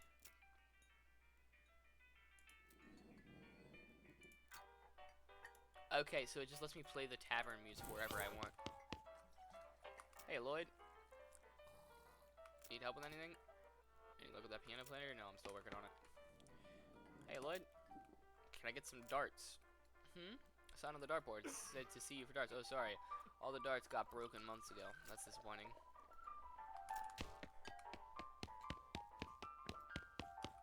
Try to fix him. I don't have a lockpick.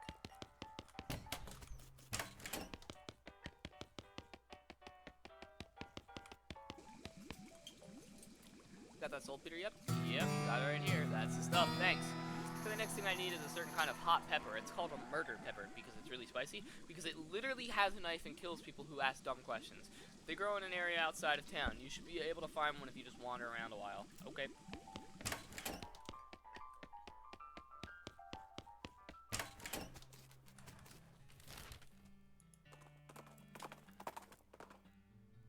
You catch a whiff of something that makes your eyes water. You trace it to its source, a vividly colored red shape hanging from a scraggly little plant. This must be the southeast western murder pepper that feller at the jewel was looking for. Grab it. Your finger and thumb immediately start throbbing as you pluck the pepper. You toss it into your rucksack before it can do any more damage. Hot.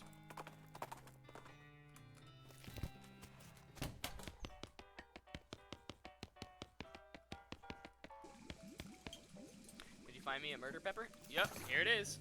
Ah, nice big one. That'll last a while. Good going. Okay, so if you're still looking for stuff to do, I need someone to go check my mail. I ordered a new saute knife, but I haven't got time to fetch it myself. Here's the key. Thank you.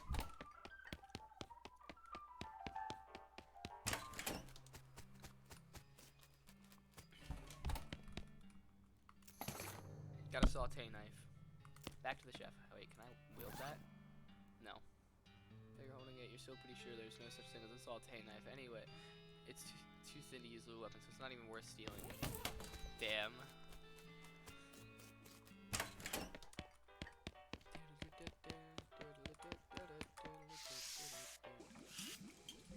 You got my knife? Yep, here you go. Excellent. This works a lot better than that hammer I was using.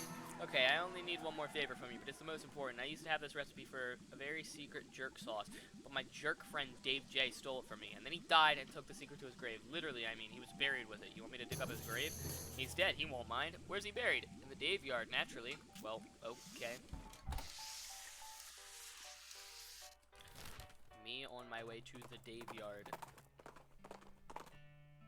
Find a pair of saddlebags slung over a tree branch. Stenciled letters on the side read, "Property of Fort All Dead Library." Dig through the bags. The bag is full of books, mostly boring military field manuals. You do find one of specific interest to you. Beamcraft. Cool. Read it. It's a recipe for a wall of beans, bean wall, bean golem, or there's a poem scribbled into the margins, whose words keep shifting and changing. Gives uncanny presence. A perk that provides resistance against elemental damage. I'll take it. You read the poem and briefly lose consciousness. When you come to, you look at the margin of the book and see that the poem has been replaced by a crude drawing of you. Horrified, you destroy the book. Just in case. Here lies Dave B. Died with his boots on, but not his pants. Dig up the grave. You dig up the grave just to check the veracity of the epitaph. Sure enough, boots, but no pants. Brown boots.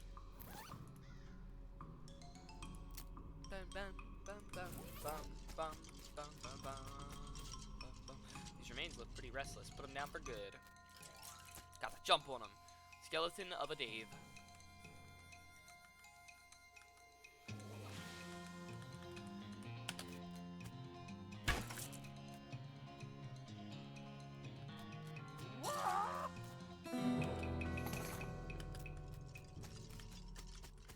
Realized Dave C. Went down in a theater. Realized Dave J. Rap-hop-hop-how. You dig up at the grave to pry open the coffin. Instead of a corpse, it contains a garbage bag? Strange. Reach inside. Reach into the garbage bag and you're surprised that it's just full of pudding? No, it's not just pudding. It's pudding and motor oil. Who would do this? Keep digging. You finally manage to reach all the way to the bottom of the bag and retrieve a sodden lump from the bottom. You unglob the wad and dry it off, then you wash your arm in a nearby ditch. This better be worth it. Dave's secret sauce recipe.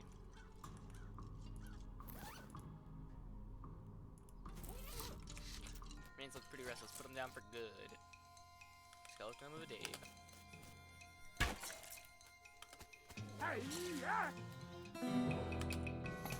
You made the restless remains more restful. Skeleton bone. Here lies Dave L. Died of a heart attack. See him in negative 36 years. 1851. What? Huh? Here lies Dave G. He was looking to the sky to save him, but even the sky can't save a feller from like 40 angry bears. So Gary Digger left his lunchbox here. Oh boy, free lunch. And they said there was no such thing. Smart looking skeleton.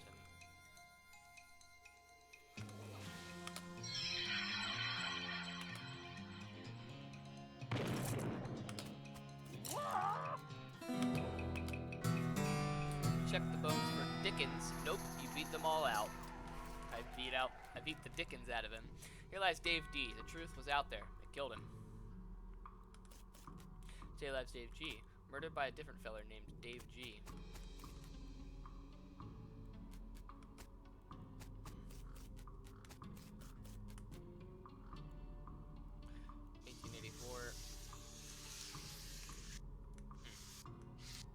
It's a pile of bones that isn't moving. For a change, dig through it. It's mostly just boring, broken bones, but you do find a skull with a weird tag on it. Skull with an odd tag on it. The skull has a little paper tag to it, which has an intercemetery loan on one side and some notes on the other. The back of the skull has a serial number, and it says it was borrowed from the Submission Catacombs on February 19th, 1886. Jeez, this thing is really late. The back of the tag has the catacombs addressed on it. You discover the new map location, Old Mission Skulls. Check them out. Yeah. Bum bum bum bum. It's one of those things they have in mausoleums. You know, one of those big marble things with drawers full of skeletons. Open one.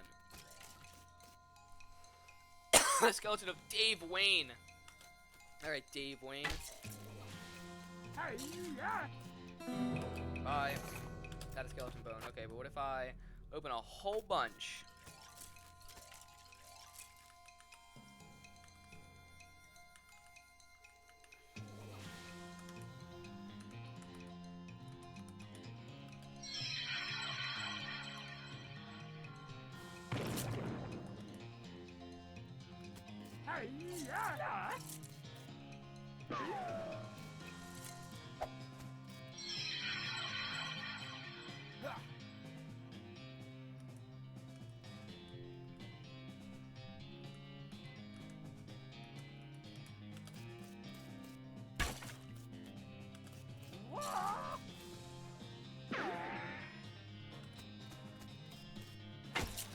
Alright.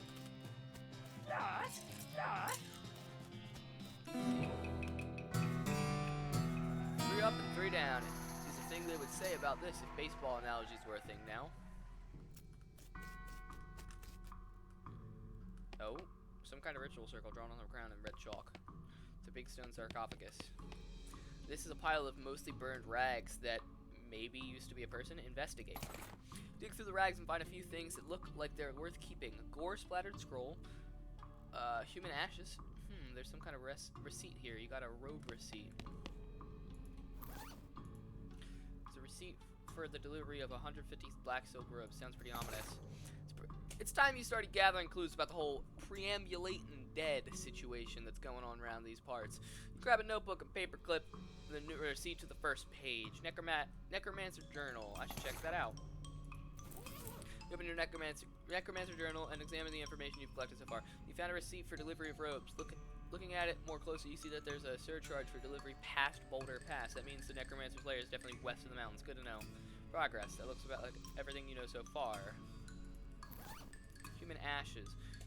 This is a human in the final stage of that whole ashes to ashes thing. Well, part of one at least. A human gets harder to keep track of when it's in powder form. Examine it. The cremated earthly remains of a person. Someday they'll refer to these as cremains, but you will not approve. Gore splattered scroll. The scroll is almost too covered in blood and viscera to read. Lucky for you, you've gotten all that practice reading inside of a... Wait, lucky for you that you've gotten all that practice reading inside of a dog. Huh? You scrape the largest of the giblets off of the scroll and read it.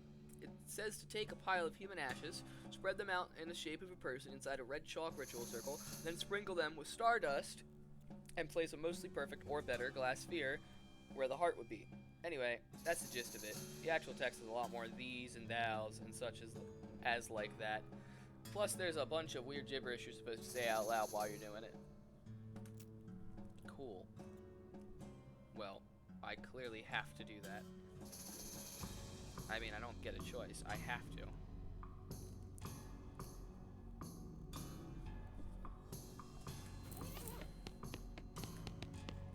For the ritual, let's see. According to the gross scroll, you need human ashes and stardust and a glass sphere if you want to do this. Dig through all your stuff. You don't find any glass spheres. Nuts.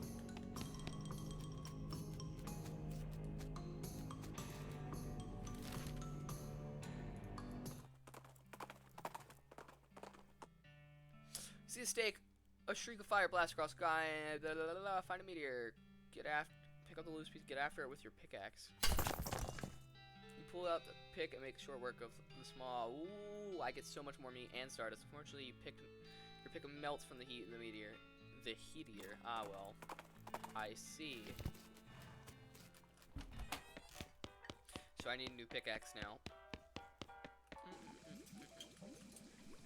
Got that recipe yet? The one my jerk friend Dave J took to his grave? Yeah, I got it. Hey, thanks a million, buddy. Now my slop will be world famous. Here, let me give you a little something for all your trouble.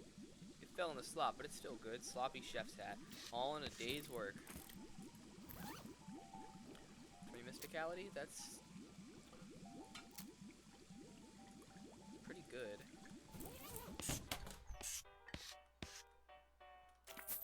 Plate of slop.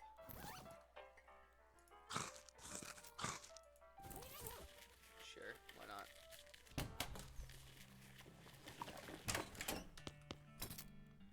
I need a pickaxe. Do you have one? Nope.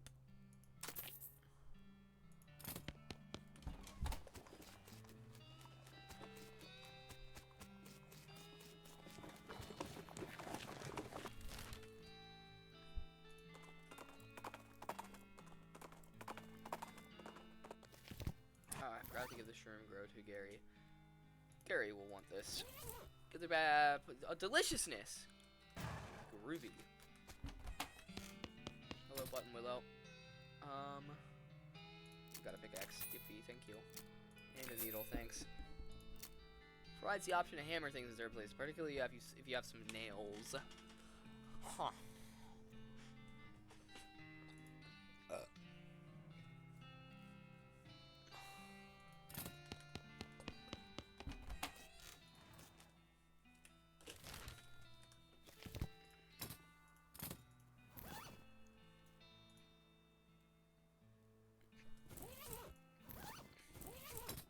I got hiccups. Help me.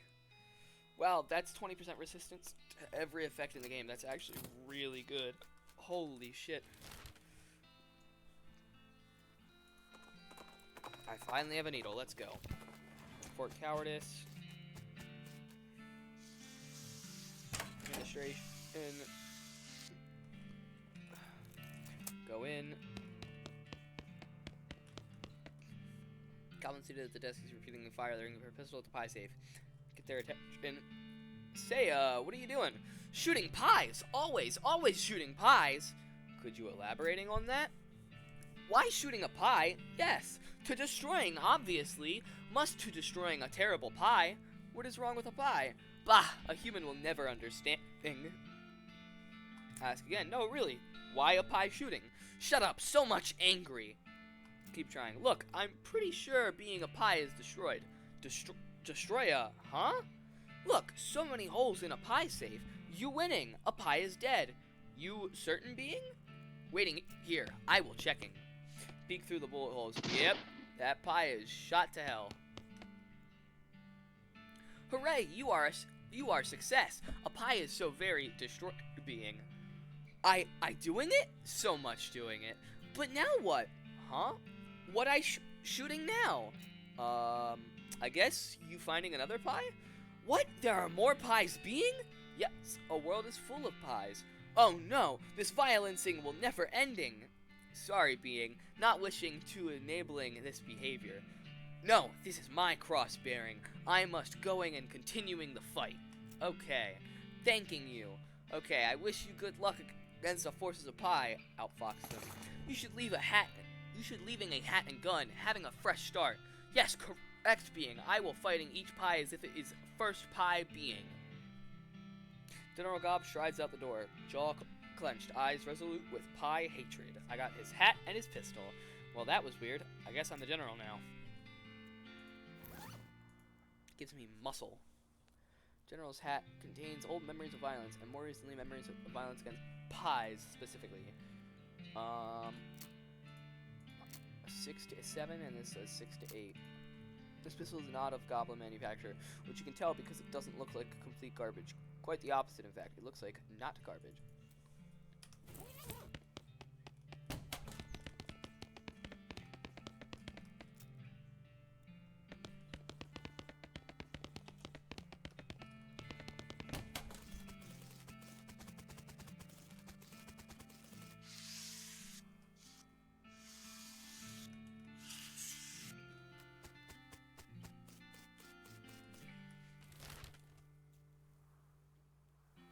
Yeah.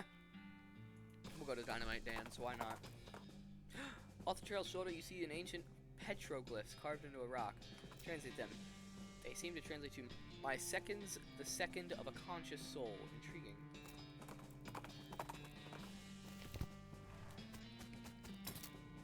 Hello, Dynamite Dan.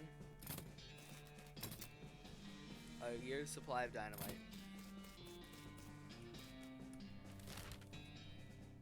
Coal Ridge Mine. Find an abandoned crate which reads mine stuff, stenciled on the side, which is the worst grammar you've ever seen. Even at a time and place notable for its poor grammar.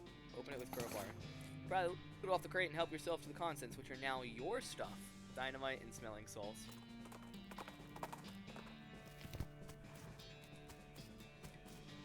It's your partner. Hello, a dark metal hole. Hello.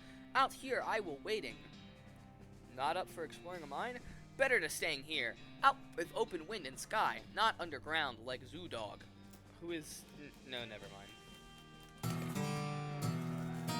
Oh, what was that? I got Green Thumb. Gain XP from Forest. Got Cactus Beer.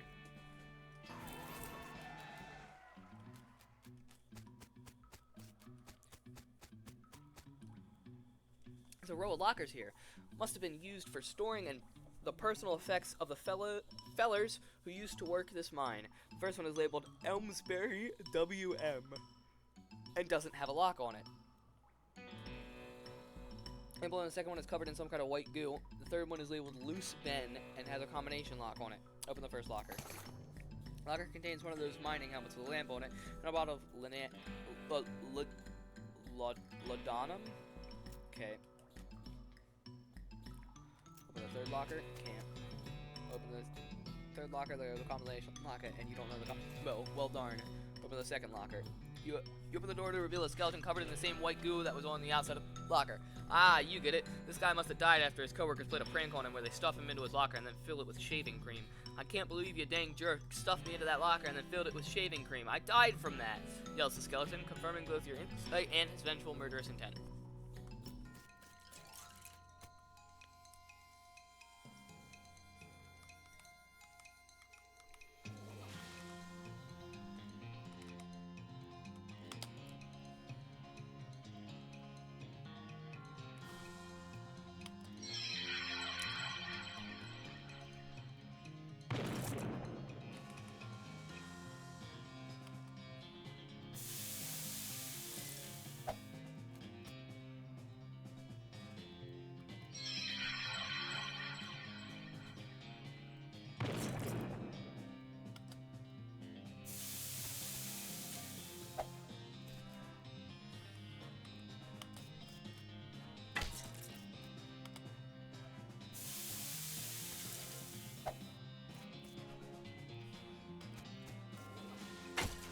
I love that Gary just lowers people's stats, so I can theoretically, if I survive, if he survives long enough in a fight, I can just lower somebody's stats to 1, even if they're like 200.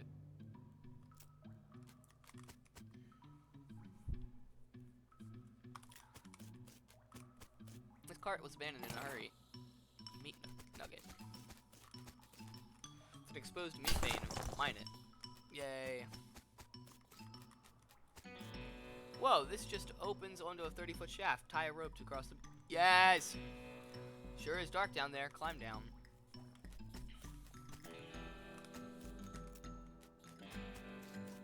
It's an exposed meat vein. Mine it. Oh. There's the spot Curly's toilet notes mentioned. Dig. Weird. There's a compass buried there. Curly's compass. The exposed meat vein. Mine it.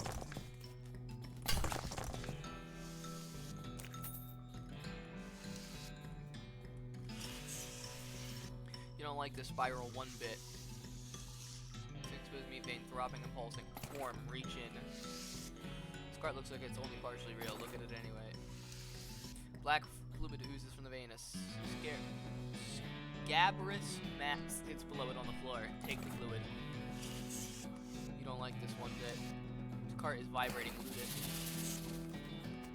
A slit runs the length of the meat vein. Reach in. Goes further than you expected. It's warm. Keep going. You're in up to the shoulder when you feel it. A beating heart. Rip it out. Cart is frighteningly normal. Look at it. Oof, looks like this guy just should have picked better friends. Take the pick.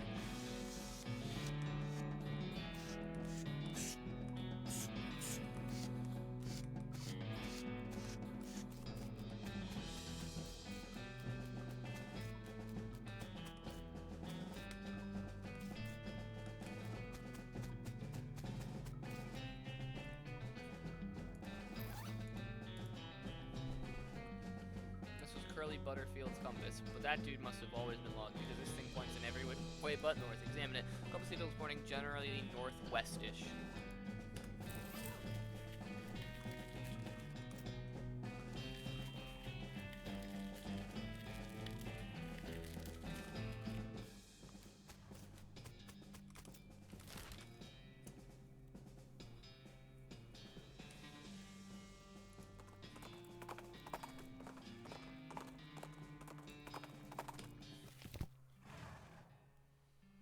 That's a lot of places to go. Yeah. What place type this being? It's an abandoned hat shop. What?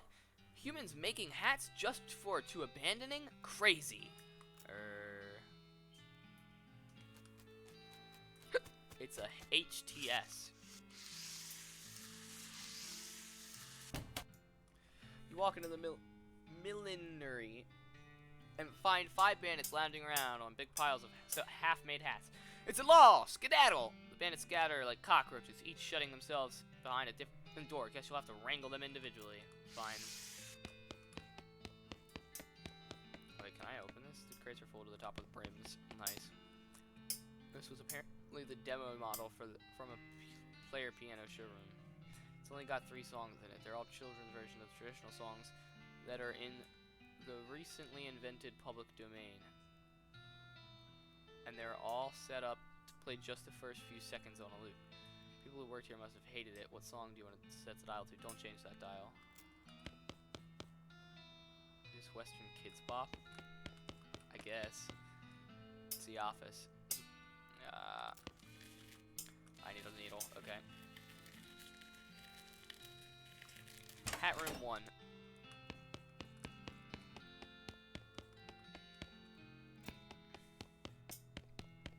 J'accuse. This is the bandit that you caught. Hat Room 2.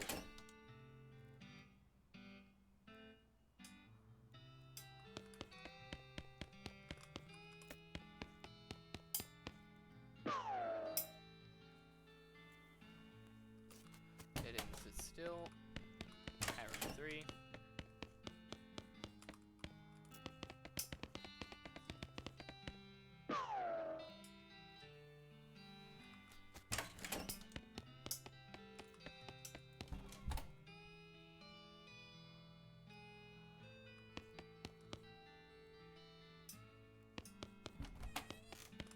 5.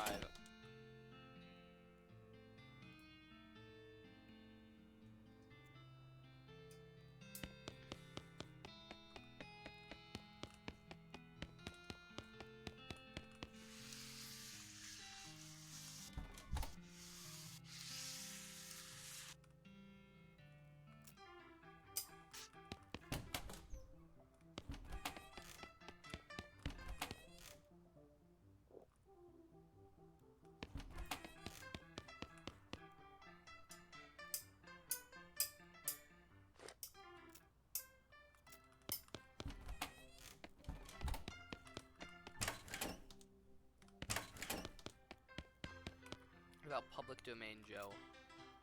Change the song on the piano. Is that whistling you hear?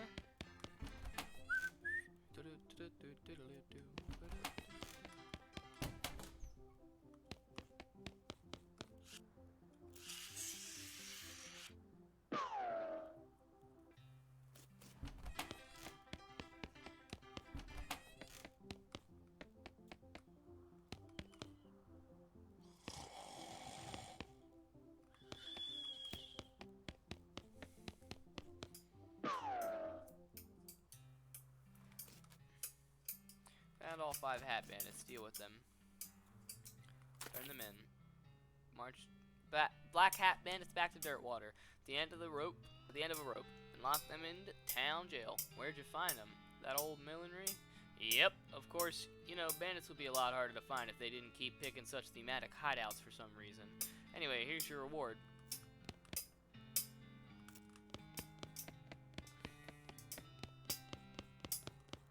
Last one. Another help wanted poster. Lots of criminals around these parts you've already dealt with. Ah, I see. A 5th wanted poster. The Gherkin brothers for kidnapping, bringing kidnapping victims, and attempted sale of human flesh for consumption. Or brining kidnapping victims. Oh my god. An attempted sale of human flesh for consumption. Last seen headed for the old abandoned pickle factory. Interesting. Can't let those dastardly criminals escape justice. It wouldn't be kosher. Would you like to investigate? Yes, indeed. Mark the old pickle factory on your map. Hopefully chasing them down won't get you into a real, you know. You fucker.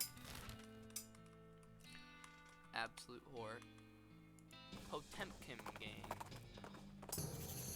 You hear a strange humming noise and take a brief detour to discover that it's coming from the mouth of a nearby cave. Humming cave. Investigate it now. Yes, please. Huh, these rocks are weirdly organized. Strange noise for listening to. Are you hearing? Kind of a quiet humming sound. Yeah, I hear it too. What is it? What? I think it's coming from this cave. Wait, this plant. Weird purple grass. Huh.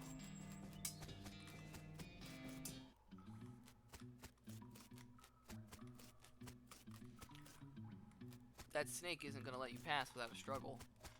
You might be able to push this over. Push this over. Yay! Fuck this snake. Oh, wow. What is that thing? What in the world? This looks dangerous. The monolith is dark. Looks like there was a huge cave in at some point. A weird device. Take it. You got a strange stone arrow. It's a triangular object made of strange stone-like material shot through with channels of smooth black glass.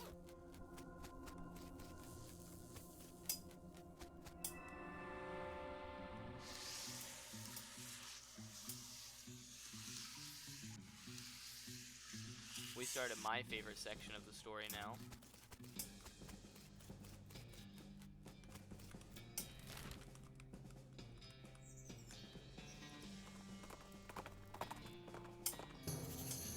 Strange stone arrow you just found starts going crazy, beeping and booping, whirling around of its own accord. Practically drags you in the direction of a strange, decrepit-looking house.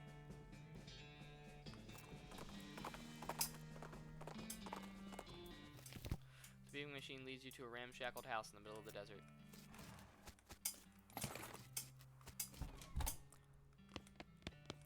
Those books are so boring, it's a wonder that this shelf isn't full of holes. This appears to be an extremely powerful magnifying mirror, basically an inside-out microscope. Check yourself. Microscopic mites that live in your eyelashes seem to be getting along just fine.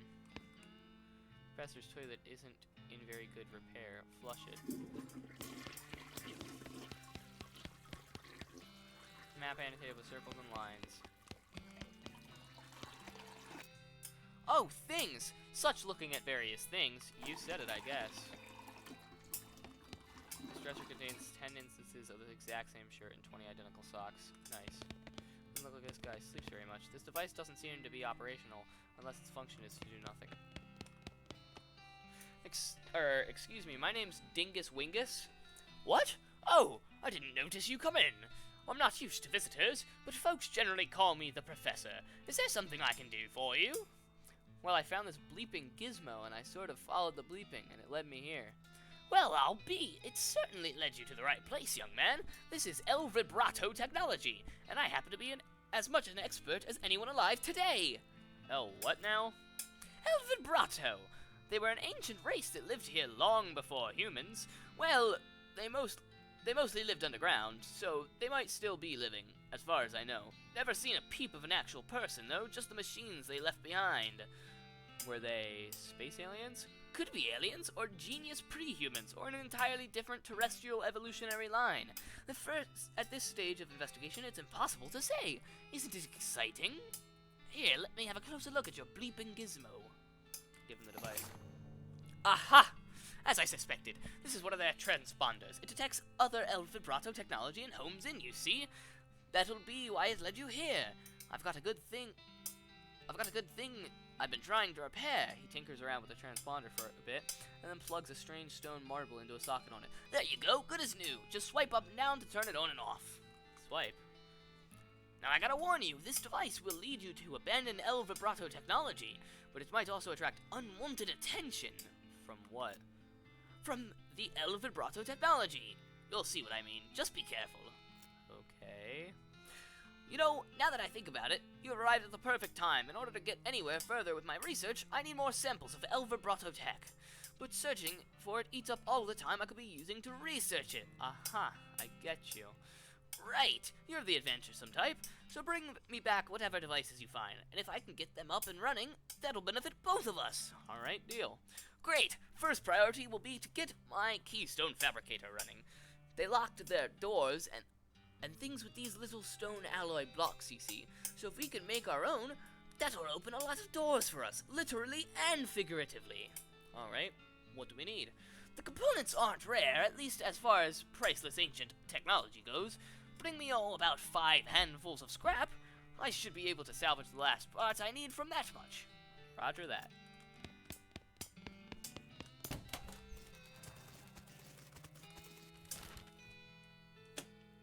Anyway, back to the Potemkin gang hideout. Spot a hellcat grazing off the side of the trail just as it spots you. Its eyes glow and two shadow cows split off from it, forming a small frightening herd. Fight.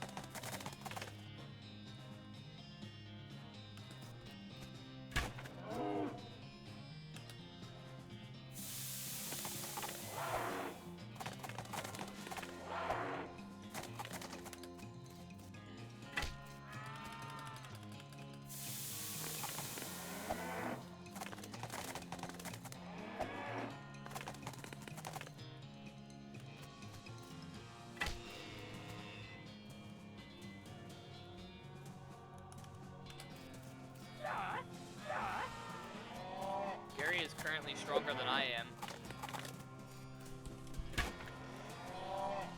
Like, drastically stronger than I am.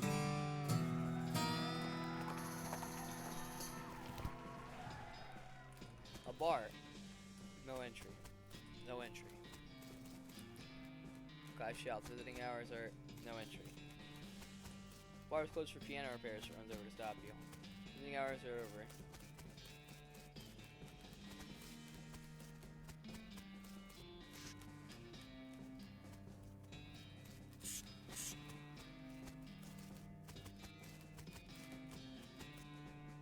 Janet looks distraught. What's the matter, buddy? I lost my belt buckle. Good luck with that. You're talking to the outhouse plan your next move. While you're pondering, you notice something weird. This outhouse has a back door. Leave through the back door. This doesn't seem safe at all. Second one from the end. Okay, this is the back of the jail. Turns out it's just a flat plywood, like a theatrical set. The ropes are still holding this thing up. Don't look very strong. You could probably knock it over pretty easy, but you probably should hold off until just the right moment.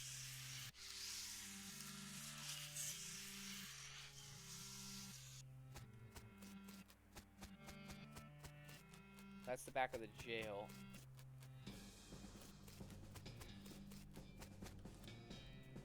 Did you look near the jail? Good idea.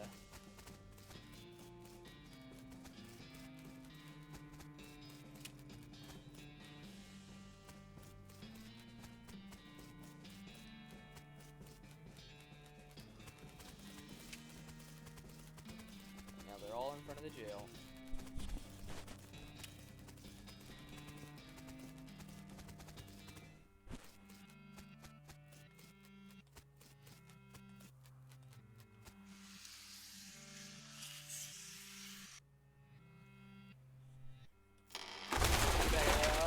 Let's go!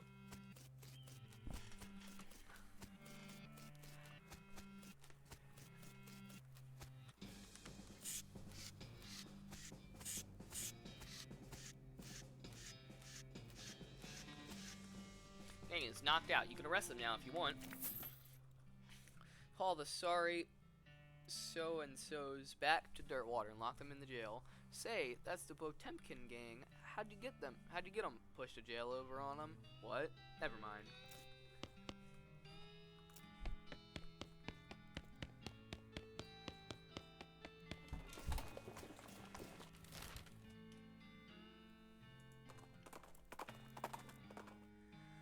Oh, God! Ugh. There's a dusty wooden crate lying near the trail, and it turns out to be a handful of old dynamite. That's probably not something that should just be lying around in the sun like that. Take it. Yay.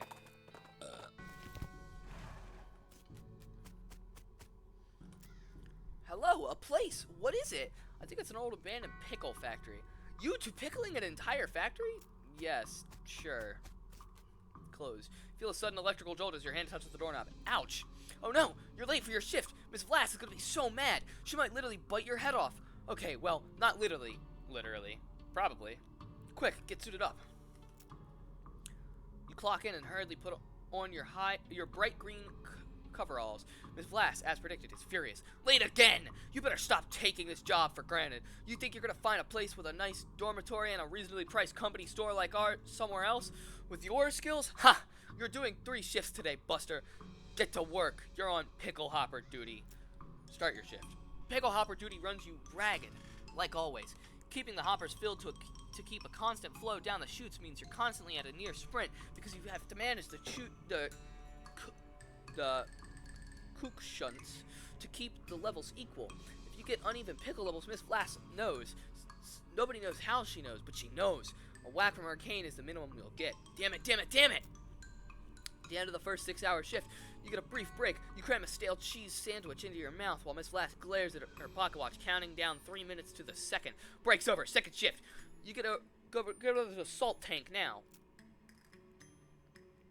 Managing the salt tank isn't as strenuous as the pickle hoppers, but it's still a never-ending tension. The brine concentration has to be constantly monitored to keep it at a very specific measurement, which means constant adjustments. Meanwhile, you can feel yourself desiccating from the haze of salt dust that fills the room. If anything in this place kills you, it's probably going to be the salt tank duty. White lung is nasty business. Cough on your own time and get that salinity back to normal. It's supposed to be 976 parts per 1,000. How hard is that to remember? 976, idiot. 976. Write that down. Write that down. Write that down. Write that down. Write that down. 976. Please let me out. Please let me die. You get another 180-second break before third shift. You spend most of it drinking water. The company doesn't charge for water, but you've heard a rumor they're considering it. Break's over. Get to the boiler. Oh no, please let me out. Please. Boiler duty means shoveling coal into a furnace that runs a giant tank of boiling vinegar. It stings in here. You've tried to work with your eyes closed, but Miss Lass screams at you if you drop any coal on the floor, or if you let the temperature get too low, or too high, or just for no particular reason. At least you're used to the smell of boiling vinegar. In fact, you can't smell anything anymore. Let me out, please let me out. 190 degrees, idiot. Not 199, not 191. What do you wait, not 189, not 191. What do you think we pay you for? You don't really miss your sense of smell, or not coughing all the time. You don't really want anything anymore except to die. Let me out, let me out, let me out, let me out, let me out, let me out. What is that? 190 degrees. 190. Okay. With a gasp, you finally snap out of the horrible hallucination and possession, or whatever the hell that was. Jeez, you could still feel the sting of vinegar vapor in your eyes. Enter the pickle factory.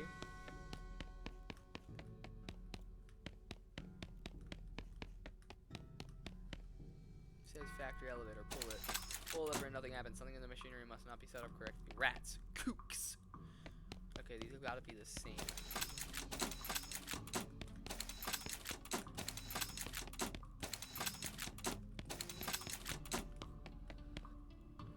He approaches and goes, gotta, can't sleep until it's right. You all right there, partner? Can't sleep, can't sleep, can't sleep. Yikes. Warning. Shunts are to be operated by qualified personnel only.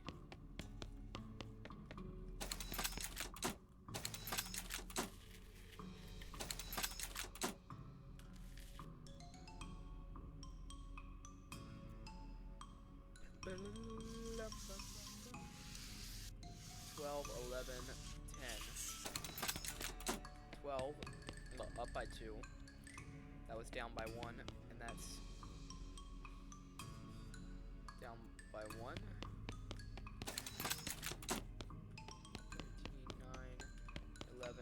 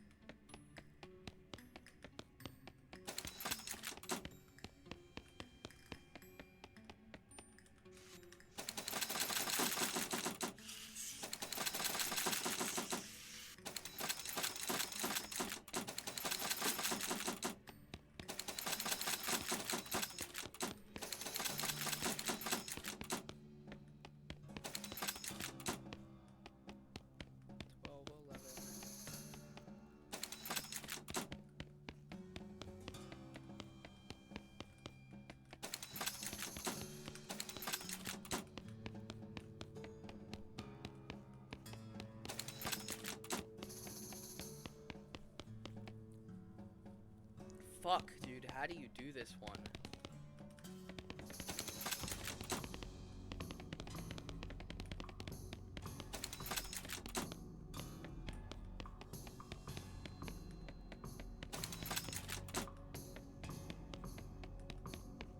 I'll come back to it. 976.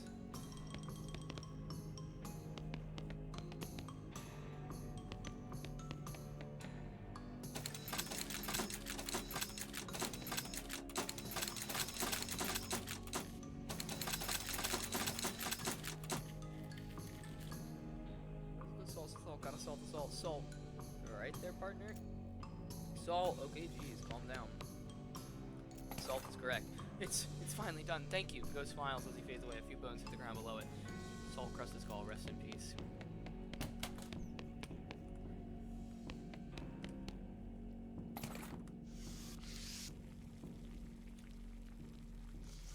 This needed to be what was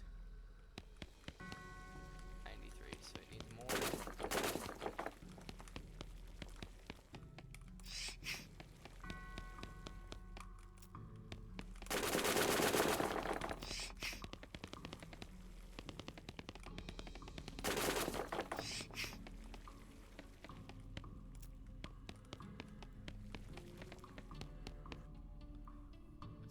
It's not right. It's not right. It was supposed to be 190.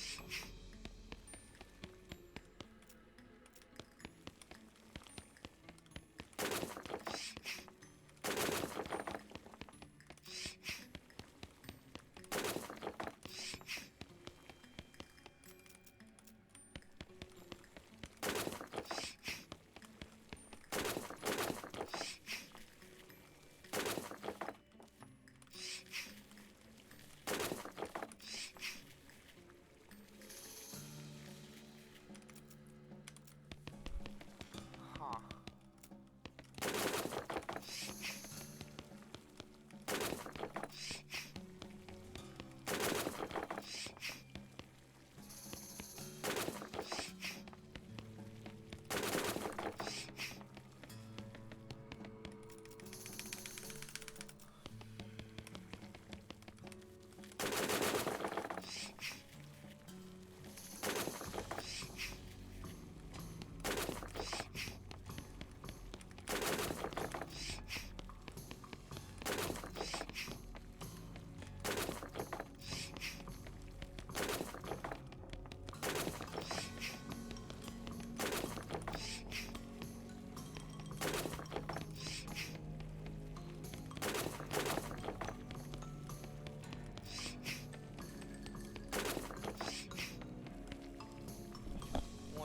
But I need it to.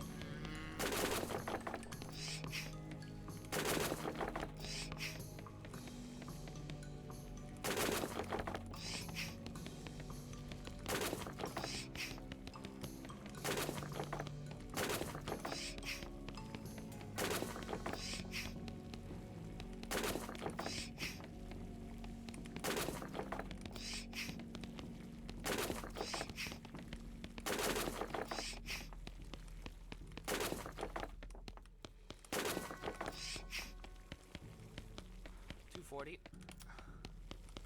$230, $220,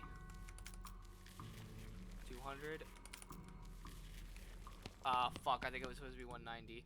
Damn it! Oh, I lowered it too far by one. $190. The vinegar is 190 degrees. It's finally done. Thank you. Oh. The last one.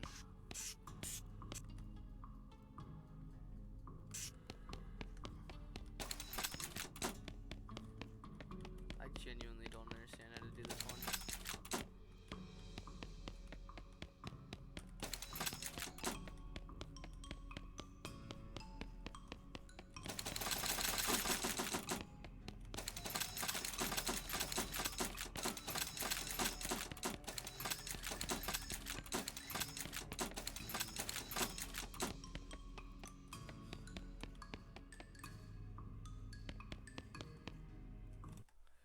How do you do this one?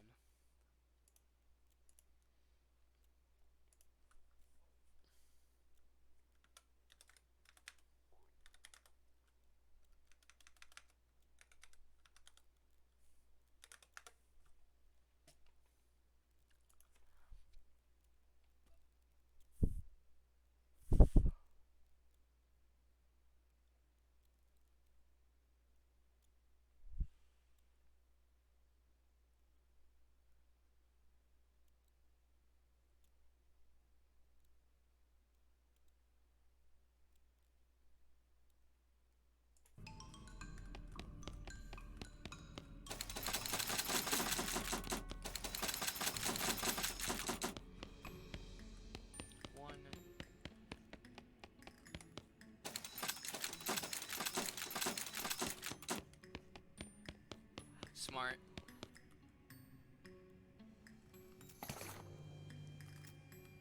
Fucking Jesus, that was ridiculous.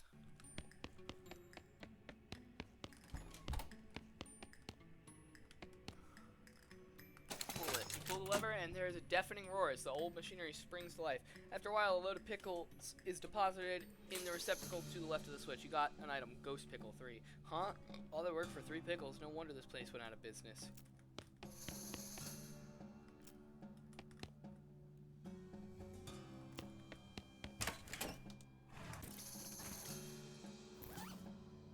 Makes you difficult to damage for the rest of the day by turning you into a spooky ghost. Huh.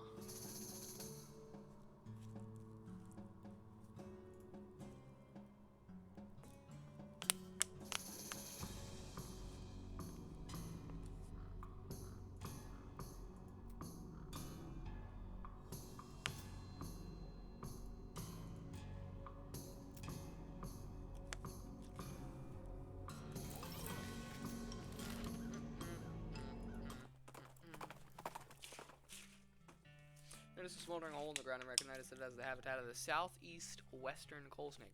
They keep to themselves mostly, but they're also known to enjoy a fight if one is thrust upon them. Thrust one upon it.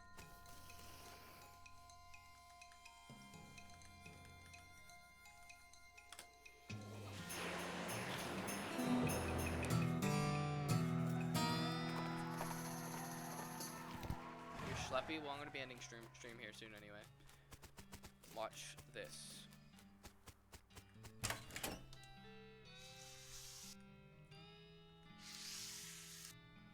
Hey there, give her the pickle factory remains. What in the world? It's the Gherkin brothers, and please, I don't want to talk about it. It was really weird. I believe you. Here's your reward. Here's the reward. Huh? Looks like these things are still twitching. Better lock them up just to be safe. Thanks, a bundle.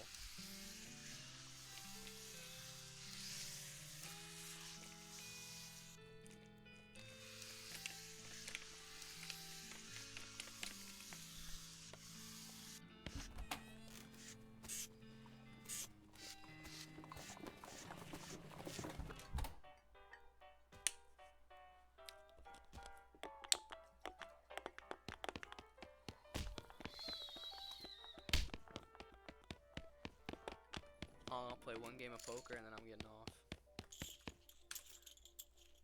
Ante up. Okay. Zero gives you a deck and then deals. Hand of cards, blah, blah, blah, blah. It's a total garbage hand. A pair of sevens of hearts. It's the first round of the pot is 10 meat, and you estimate your chance of winning at around 10%. Glamorously strategize. You wink at Joe and he gets all flustered. 20% chance to win. Move on to the next round. In the second round of betting, the pot is 60 meat, and you estimate your share. Heavily raise. Strategize again. 20% chance to win. You force your opponents to reveal. them and weep a flush. Nora turns over a full house. Joe slowly flips his cards over to reveal a flush. You win. You gather your haul. The dealer announces that the ante is raised to 25 meat. Walk away.